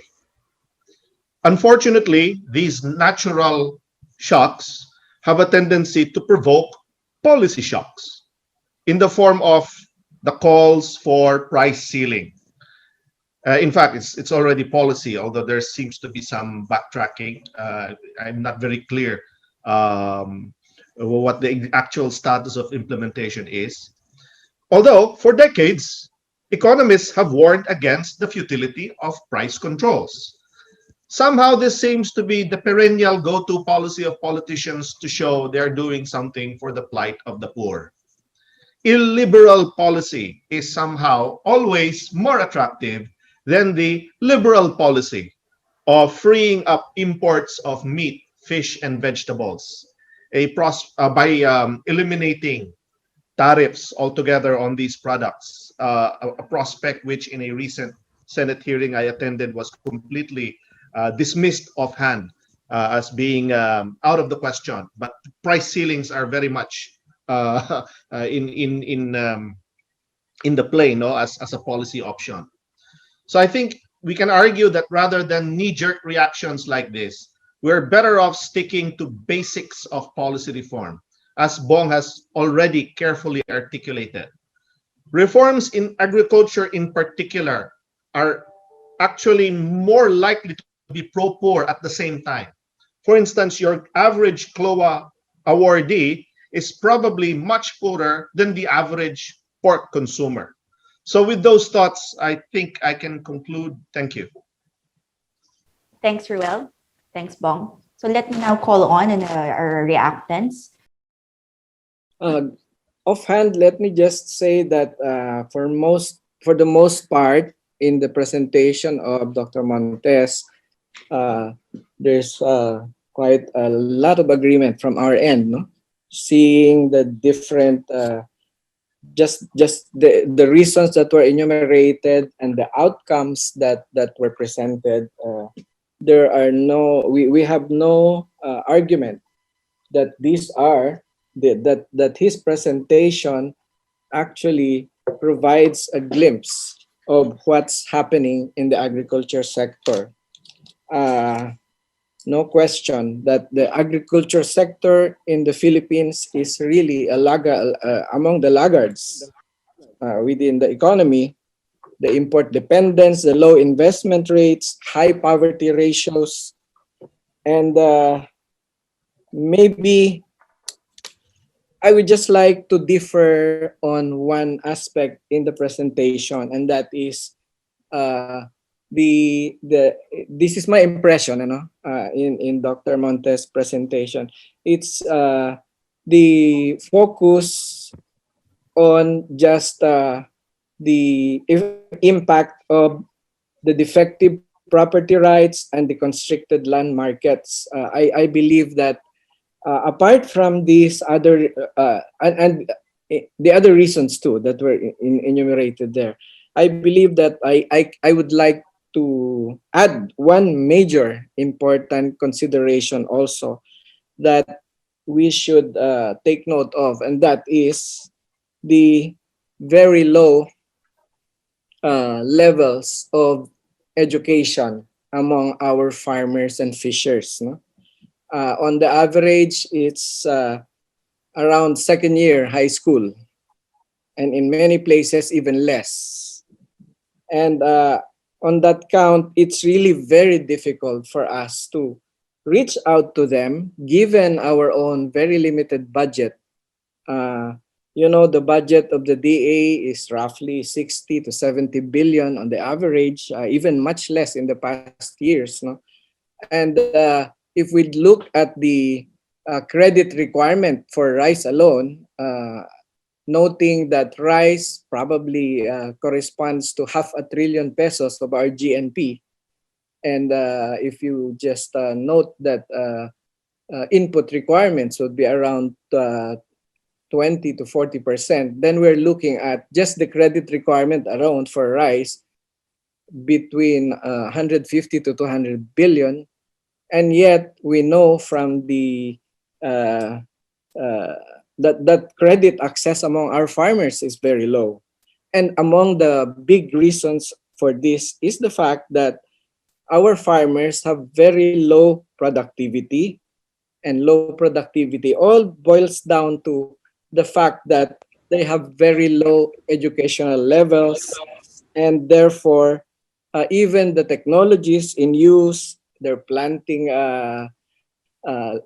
techniques are still far behind. No? And this is the reason why our focus here right now at the DA is to try to get towards the direction of how do we bring our farmers together so that we can improve the way they do their production. And we have a new direction from Secretary William Dar, and that is we call it the F2C2 or Bayanihan Agri-Clustering. Take note, the focus is to cluster our farmers so that they can take advantage not just of the economies of scale, but better access to credit resources, and for the department also to be able to more economically reach out to them, given the fact that we have more than 10 million farmers and fishers nationwide. It's really very difficult for the department to reach out to our farmers and fishers. And we are trying to encourage them now to group together into farm and fisheries clustered or consolidated farms in order to improve the way they do things in the rural areas. No? We are also, I would like to also emphasize that one of the directions coming from the department now, from our secretary, is that we have to get out of the dole-out mentality, which has been there for the past few decades already, and we need to be able to reorient the thinking process. I mean, the mindsets of our farmers towards better production systems, marketing systems, and access to resources. And this is the reason why the main contribution I would like to just highlight is that the shift now in policy approach in the department is towards helping our farmers to do better themselves, no? By grouping them together into clusters and or consolidated farms. But let me just emphasize also that even this concept of consolidation has been a very big discussion here for the past year and a half. And we have been hamstrung by the fact that there's a law that goes against it. And that was the topic of discussion of our main presenter, Dr. Montes. But you know, middle of last year, we all found out that, hey, it's not about land consolidation at all that we should focus on. And therefore, our consolidation and clustering policy now, support to farm clustering and consolidation now is focused on putting together or consolidating the value chain in agriculture and farm production rather than just the physical lands per se, because it's also feasible to have consolidation not among lands that are together, but within a barangay we can consolidate groups that can put together their systems of production, of inputs, of marketing, and of financing. These are the areas where they can join together, and we believe that this is an approach that we can in the interim already mobilize so that we can immediately act on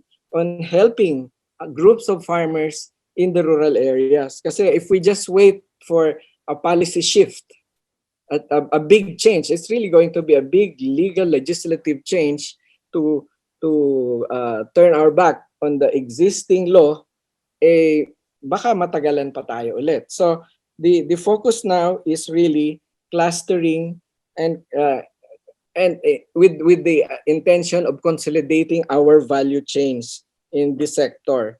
And among the things that we need right now, and we would like to implore help in this regard, I've been talking to our counterparts in the ADB and World Bank to please support also mobilizing our agriculture professionals to be able to help in this clustering approach, so that there will be professional management. For every 100 hectares, for instance, that we can put together, there should be at least one farm manager to help them, so that our average second-year high school of education for our farmers can be at least better organized, and they can move to better to the use of better techniques and better productivity, and they can have better access to markets as well as financial resources and technology.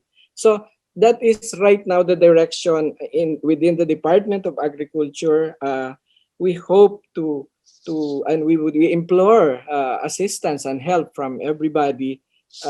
We are still in the starting point of this new policy, and really we hope to be able to make to begin this process so that we can move towards higher levels of production and towards better food security. Maraming salamat po. Thank you. The paper presented by Dr. Montes comes at the right time. We think that we need to rev up our agriculture sector after many years of reversals. We can see from all the indicators shown in this paper that production is going down and productivity has been going down. At the same time that population growth has been rising. There are times when we have to take a step or two back in order to gain a better toehold. Last year, we imposed quarantine measures to contain the spread of the virus, and as a consequence, saw economic output decline by 9.5%, the sharpest ever since the post-war period. In the final quarter of last year, agricultural output declined by 2.5%. The setback in agricultural output notwithstanding, I think we made a great leap forward in agriculture when we finally converted rice import quotas to tariffs and took out the proprietary functions of the National Food Authority. Hitherto, the country's rice-centric agriculture policy has provided a ready topic for researchers and policy circles.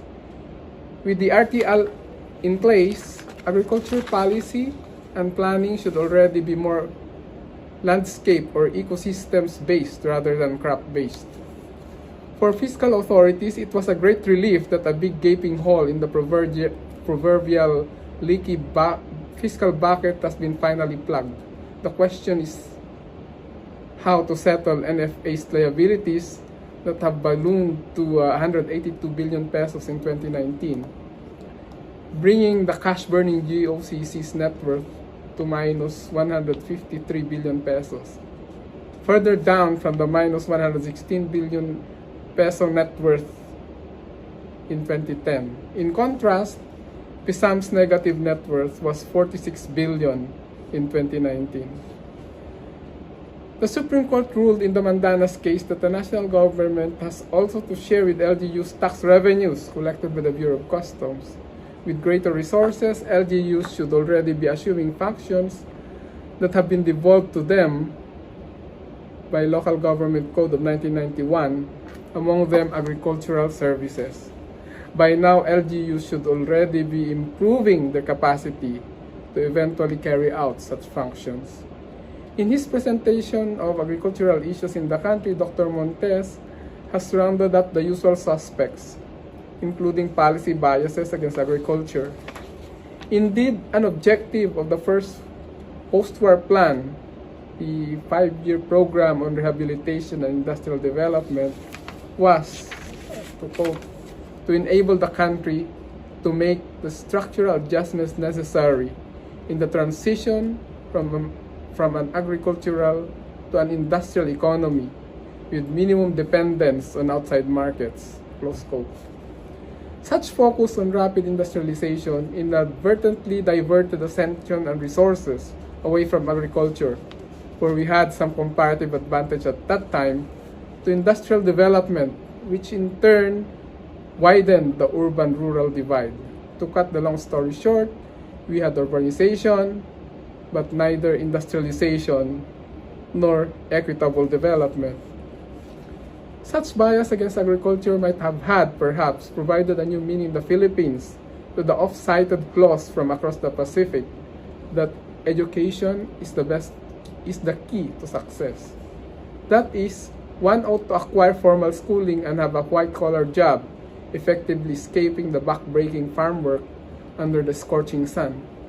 After all, planting rice is never fun, but I think this is where one of the great challenges lies with respect to agriculture. Like the warehouse receipts bill that seeks to professionalize the warehousing sector, I think we also need to give agriculture a fresh look and think of it really as a profession, something to be proud of. For this, we need the participation of various stakeholders, including policymakers, the farmers themselves, industries, and the education sector. Rather than simply leaving farmers to learn by doing in the so-called college of hard knocks, our formal education and training should make better farmers and entrepreneurs. With this, among others, we will have made a faithful English translation of Magtanim ay di biro. This paper by Dr. Mentes carries a long list of reforms needed to make agriculture more productive and efficient. These deserve to be included in the country's development plan. Thank you.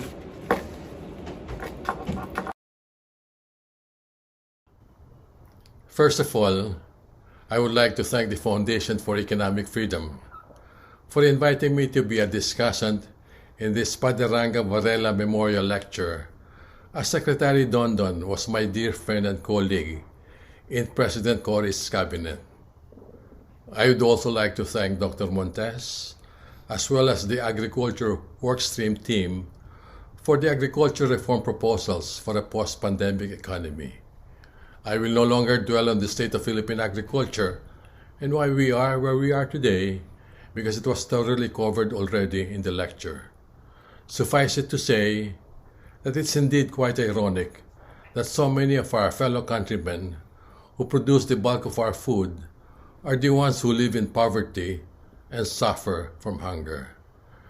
Due to time constraints, I will limit my reaction to the proposals regarding land and credit. Our average farm size, as we all know, is getting smaller and smaller. I won't be surprised to learn pretty soon that the average farm is now less than 1 hectare, since the Comprehensive Agrarian Reform Law was passed in 1988, or more than a generation ago.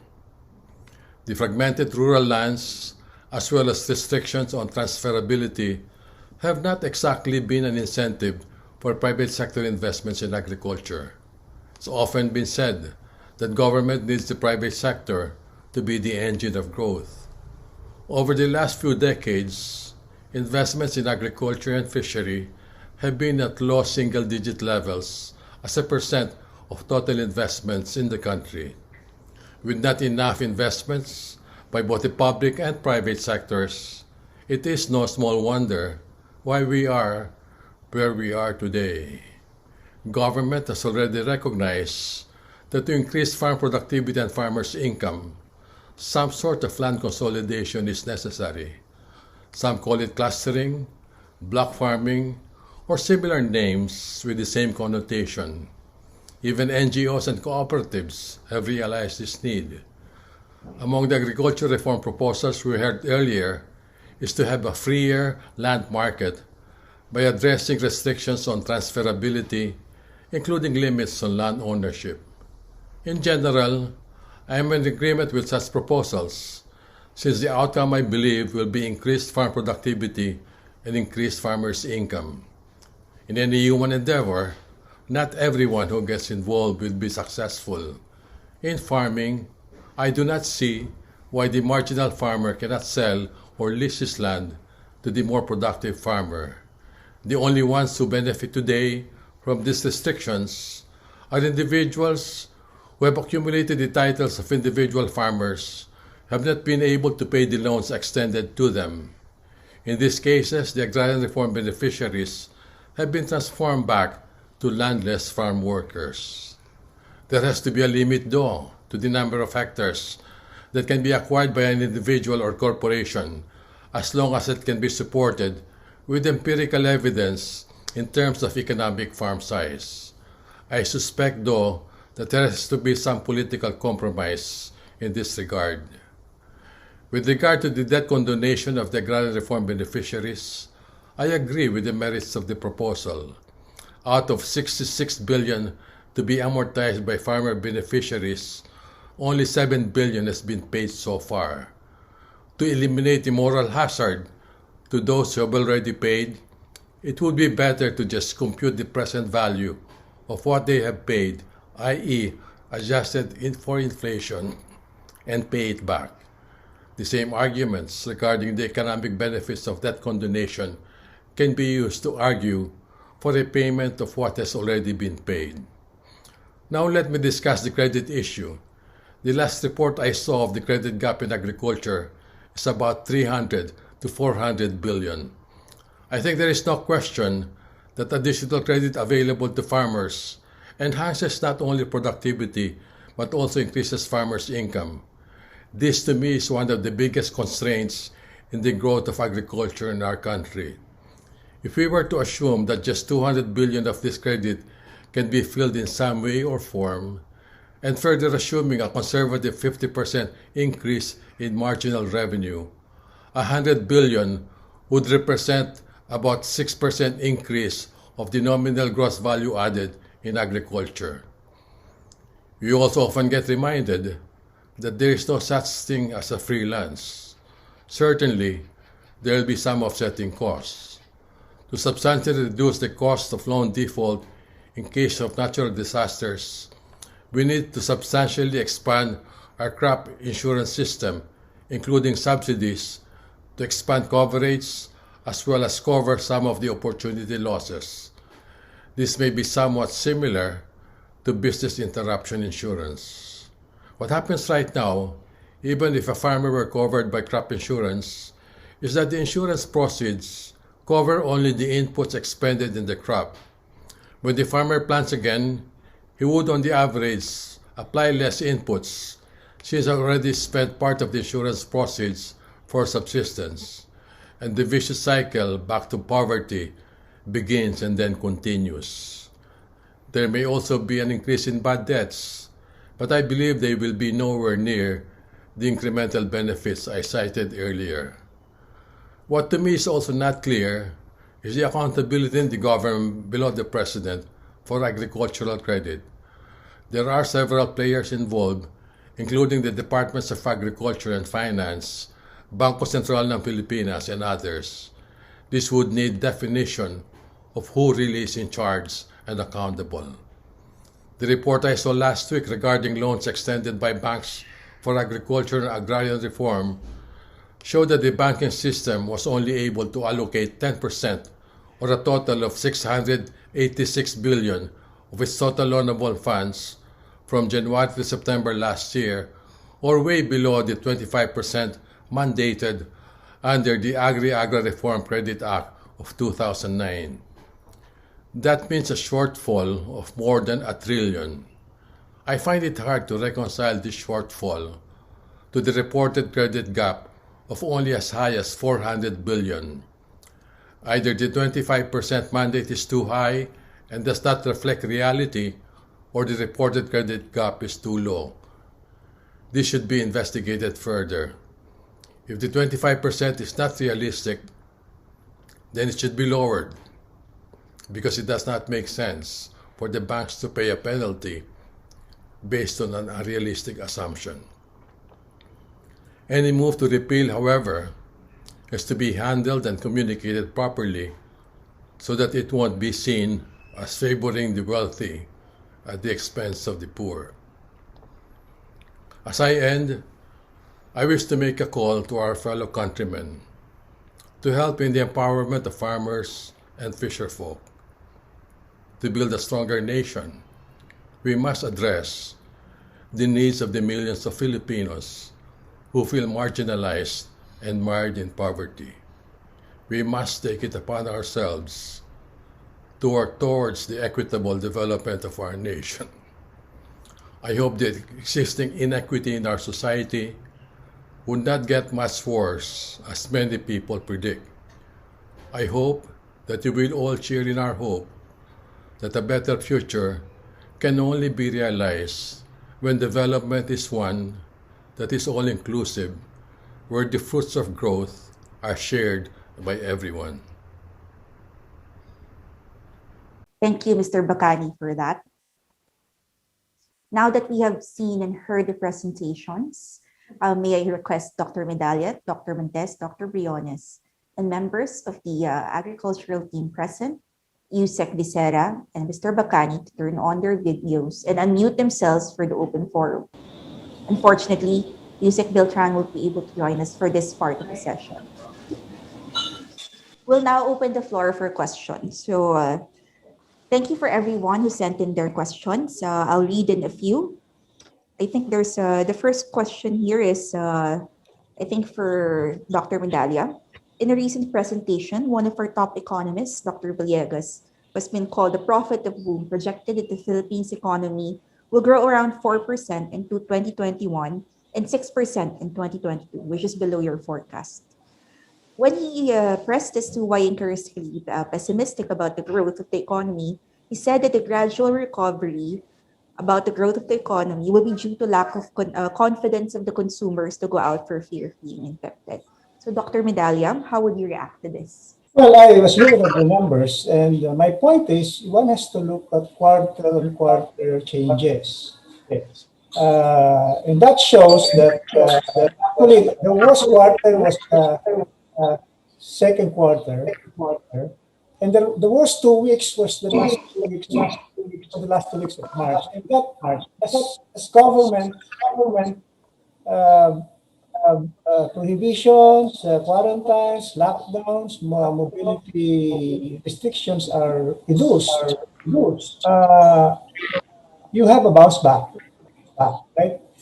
course, the latest is the Secretary Chua was able to persuade IATF to let parents bring their children to the mall. Otherwise, they will not go to the mall if they have to leave their children at home.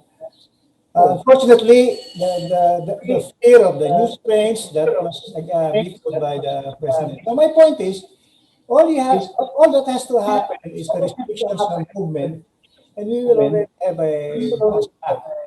The other way to look at it is the 9% contraction is not due to the virus per se. Part of it, maybe two-thirds, is due to throw the kitchen sink approach to containing the virus. So with better testing, cheaper testing, and the vaccination of the frontliners, the much feared shortage of capacity at hospitals will not happen. So just from that, I distributed the worksheet that people can look at it.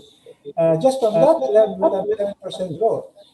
In other words, it's easy to bounce back because we are coming from something so low, which would not have happened in the first place if we had the testing and tracing capacity.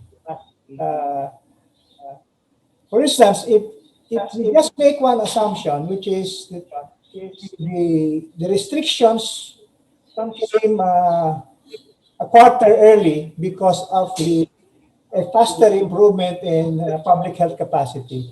That alone would have reduced the contraction in last year to 7%, right? So it's not going to take much to have growth this year. In fact, we will have a ridiculous maybe 17, 15, maybe even 20% growth in the second quarter, just from the fact that the second quarter last year was so darn low, right? So to me, I'm more concerned about, okay, the moment we have a bounce back from self-inflicted wounds, then the confidence of consumers become the new binding constraint. And what I'm saying is that what's working in our favor is a show. Well, we live in a warm country, so we have open windows. So the transmission in the homes will be much lower. Also, I think as in India, the level of infection is much higher than reported. So a lot of people actually already have some natural immunity. Plus the rather optimistic picture that we have now for vaccination. I was listening to the news last night. We'll get enough Pfizer vaccine to vaccinate the frontliners and so on and so forth. And then the efforts of the local government to vaccinate their people, the efforts of the private sector to vaccinate their own employees. So I think I think one can even think of a scenario that the growth this year will be even higher than 7%. So the real question is, okay, the moment we have relaxed all the low return government programs that restricted output without very little impact on the disease, what will drive growth? Okay, let me give you an example of what many of the actions are being driven by fear. For instance, in our own village, they banned walking and jogging. I have had to hear a case. By the way, in my case, I was jogging and the guard came over and said, by the way, it was 6 o'clock in the morning and I was all alone. And the guard came over and says, hey, somebody's complaining, you're jogging without the mask. And I told him, until you came along, there was nobody close to me. So all of the silly things we're doing because we do not have the capacity to track the disease. Now we have it. So things will be better. Now, the other reason I'm quite optimistic is the fiscal situation is much better than it is now. And second, the central bank position is much better, to the point that we were able to lend to the government at zero interest. So, and then the spread between Philippine borrowing cost and the US borrowing cost was 700 basis points in my time as NEDA. It's now at 100 basis points. And then when we are looking at the banks, well, the banks are by and large very healthy and well provisioned. So this is so as soon as the people have confidence that the virus is under control and measures are being taken to reduce infection rates, a lot of businesses will bounce back. Okay, imagine for example that you have a very, very simple quick saliva test. And everybody can enter a mall, right? You just give the sample, the guard waits for positive or negative, they go in. And then breaches are fined for visit. And as findings show that virus in open air, so that's the reason for my and also the government was wise enough not to postpone very good infrastructure projects just because revenue fell. And that, by the way, that is thanks to all the reforms that pushed FEF. And with a very, very low interest rates outside, the ability to do those projects is the limit to our growth. Okay, so by the way, that's another FEF. That should be another FEF topic. Why we're so bad at doing projects. So that's my reason for optimism.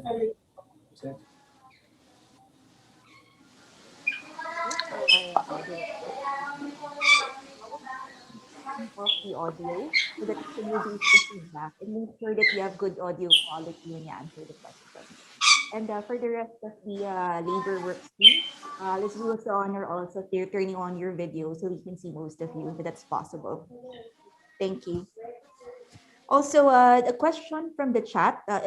So another reminder to the participants, please don't forget to type in your questions in the chat so I can read them. A question for Bong. So at least for the budget, for the proposals, why not get it from the DAR budget or any savings billions yearly can fund the farmers' debt condonation? So it might be possible to get it from there instead of getting it from the taxpayers. Thank you. Dr. Montes? Yeah, thank you. Actually, what we're talking about is, I'll have to speak slowly because there's an echo. No? We were just talking about the principle and the approach itself of that condemnation, and there could be various mechanisms and approaches to fund this. And my friend Noli also posted that it could be taken out of the DAR budget, and also I guess restricting the role of DAR as a gatekeeper. I guess down the road when we now try to specify the approach for implementing that condemnation, then we can consider sources and uses, means and ways to finance the approach and make it equitably distributed. If I can also take the chance to respond to Yusek Bisera's comments and also Excellence comments on education. There are some worthwhile efforts on the private sector side for family farm schools, which they will educate, for example, the students of the children of the farmer. It's a work study program. They go to the classroom for 3 or 4 months. They go back to the farm to see if they can help their parents adopt modern agricultural technologies to increase their productivity. It also uh, gives incentives for the students to stay in the farm, become productive and gainful farmers. So there are some efforts like that. This pattern was copied from Europe of family farm schools, which there are some foundations. For example, there's one in the Lipa area and also Iloilo, which I think would deserve some support also from other groups in the private sector.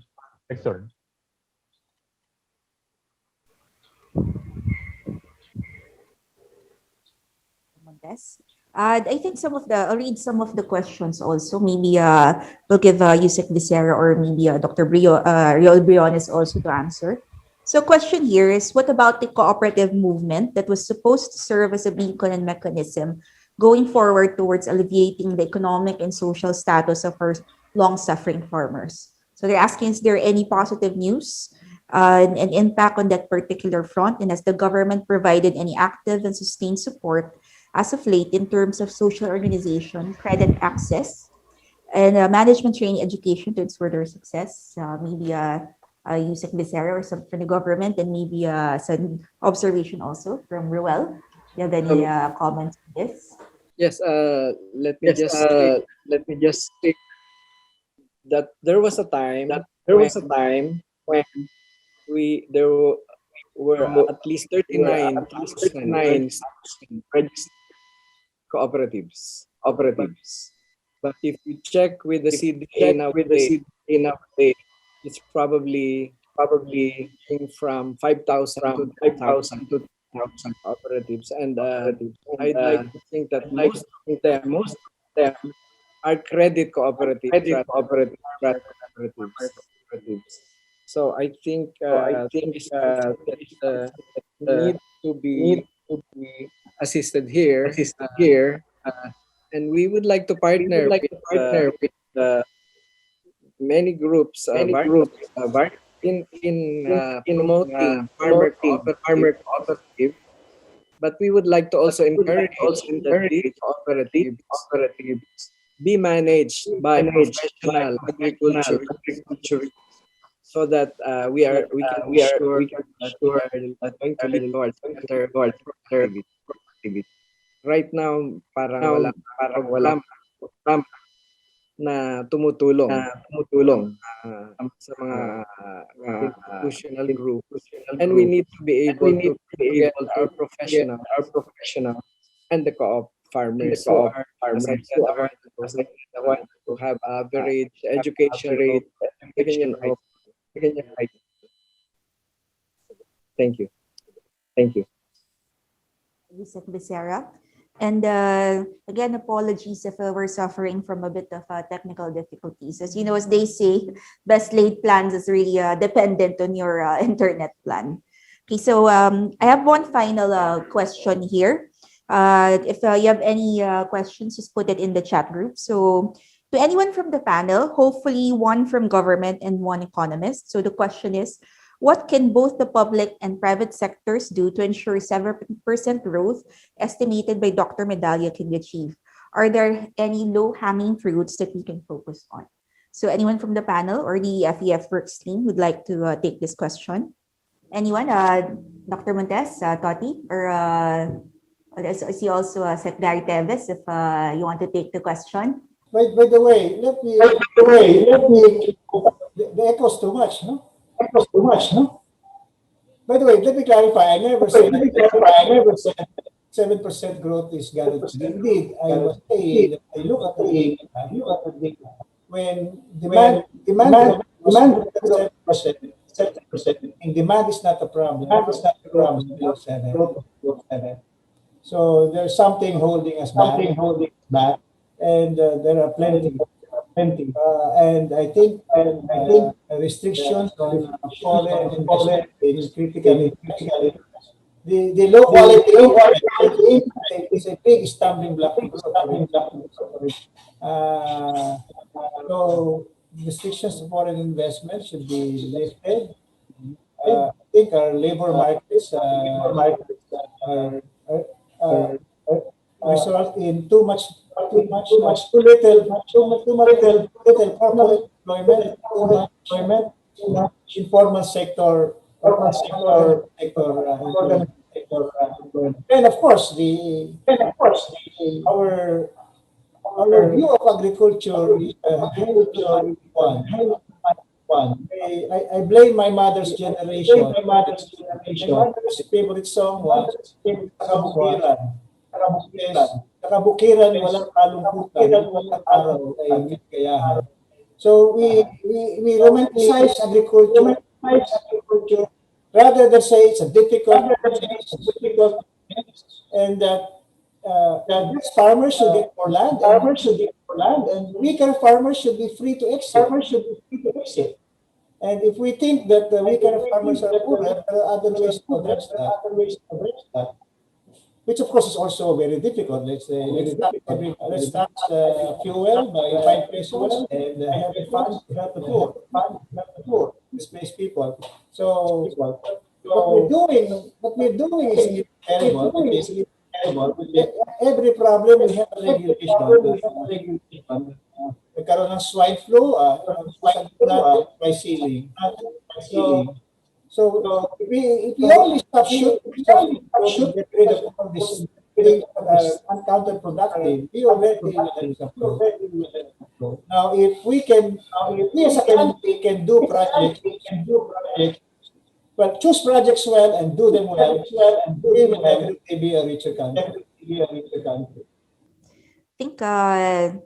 I think that's it for today. So thank you. That concludes our open forum. And thank you to our panelists and speakers. And of course, it's an added final surprise for everyone.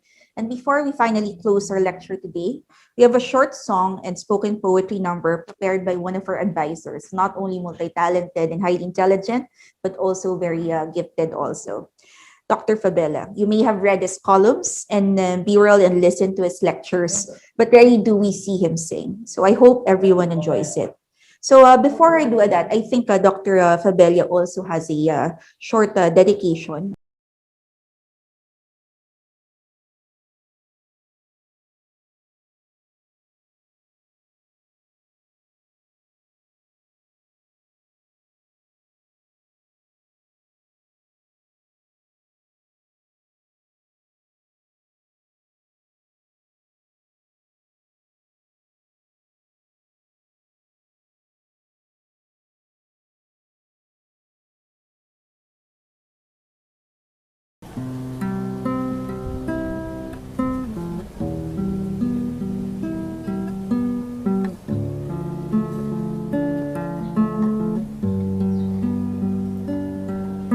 Kapag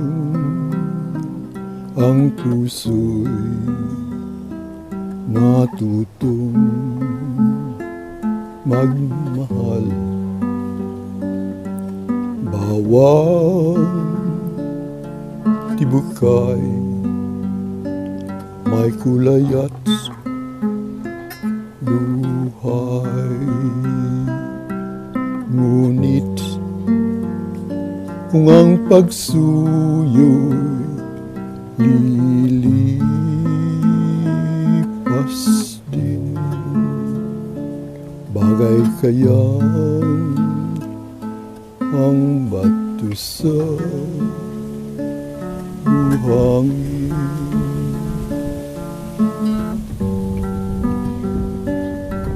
Kahirap unawain bawat damdamin,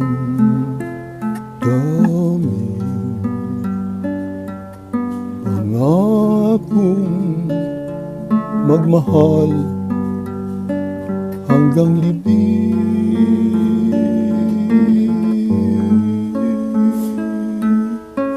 Sa langit may tagpuan din at doon hihintayin itong bato sa buhangin.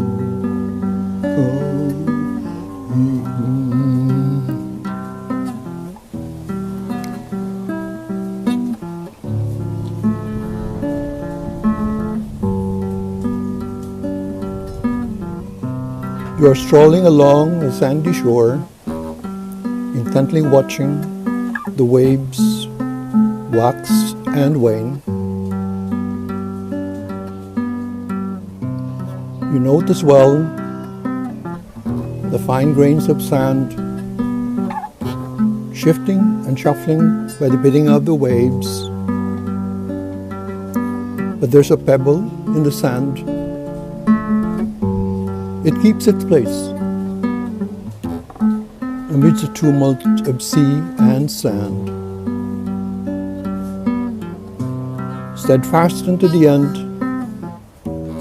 defiant even, the thoughts it sows upon the gentle, gentle breeze.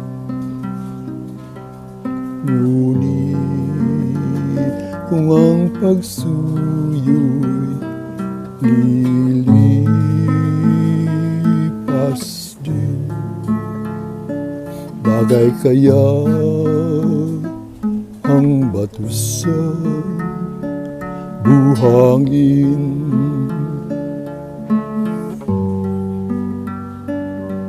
Kay hirap unawain bawat damdamin.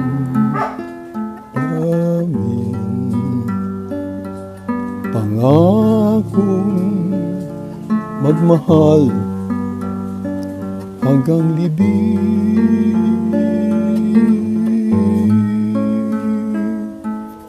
Sa langit may tagpuan din at doon hihintayin itong bato sa buhangin.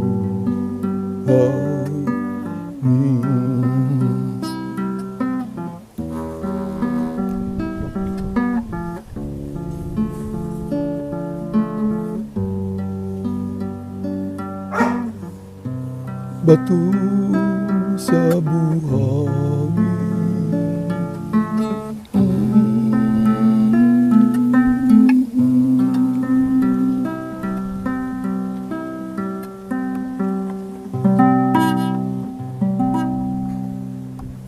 Sir Ul, for sharing your talent with us. This is indeed exemplary.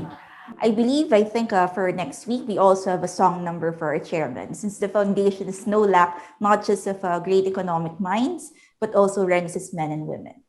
Again, we thank our main sponsors and speakers and discussants for joining us today. Thanks for the support of Atlas Network.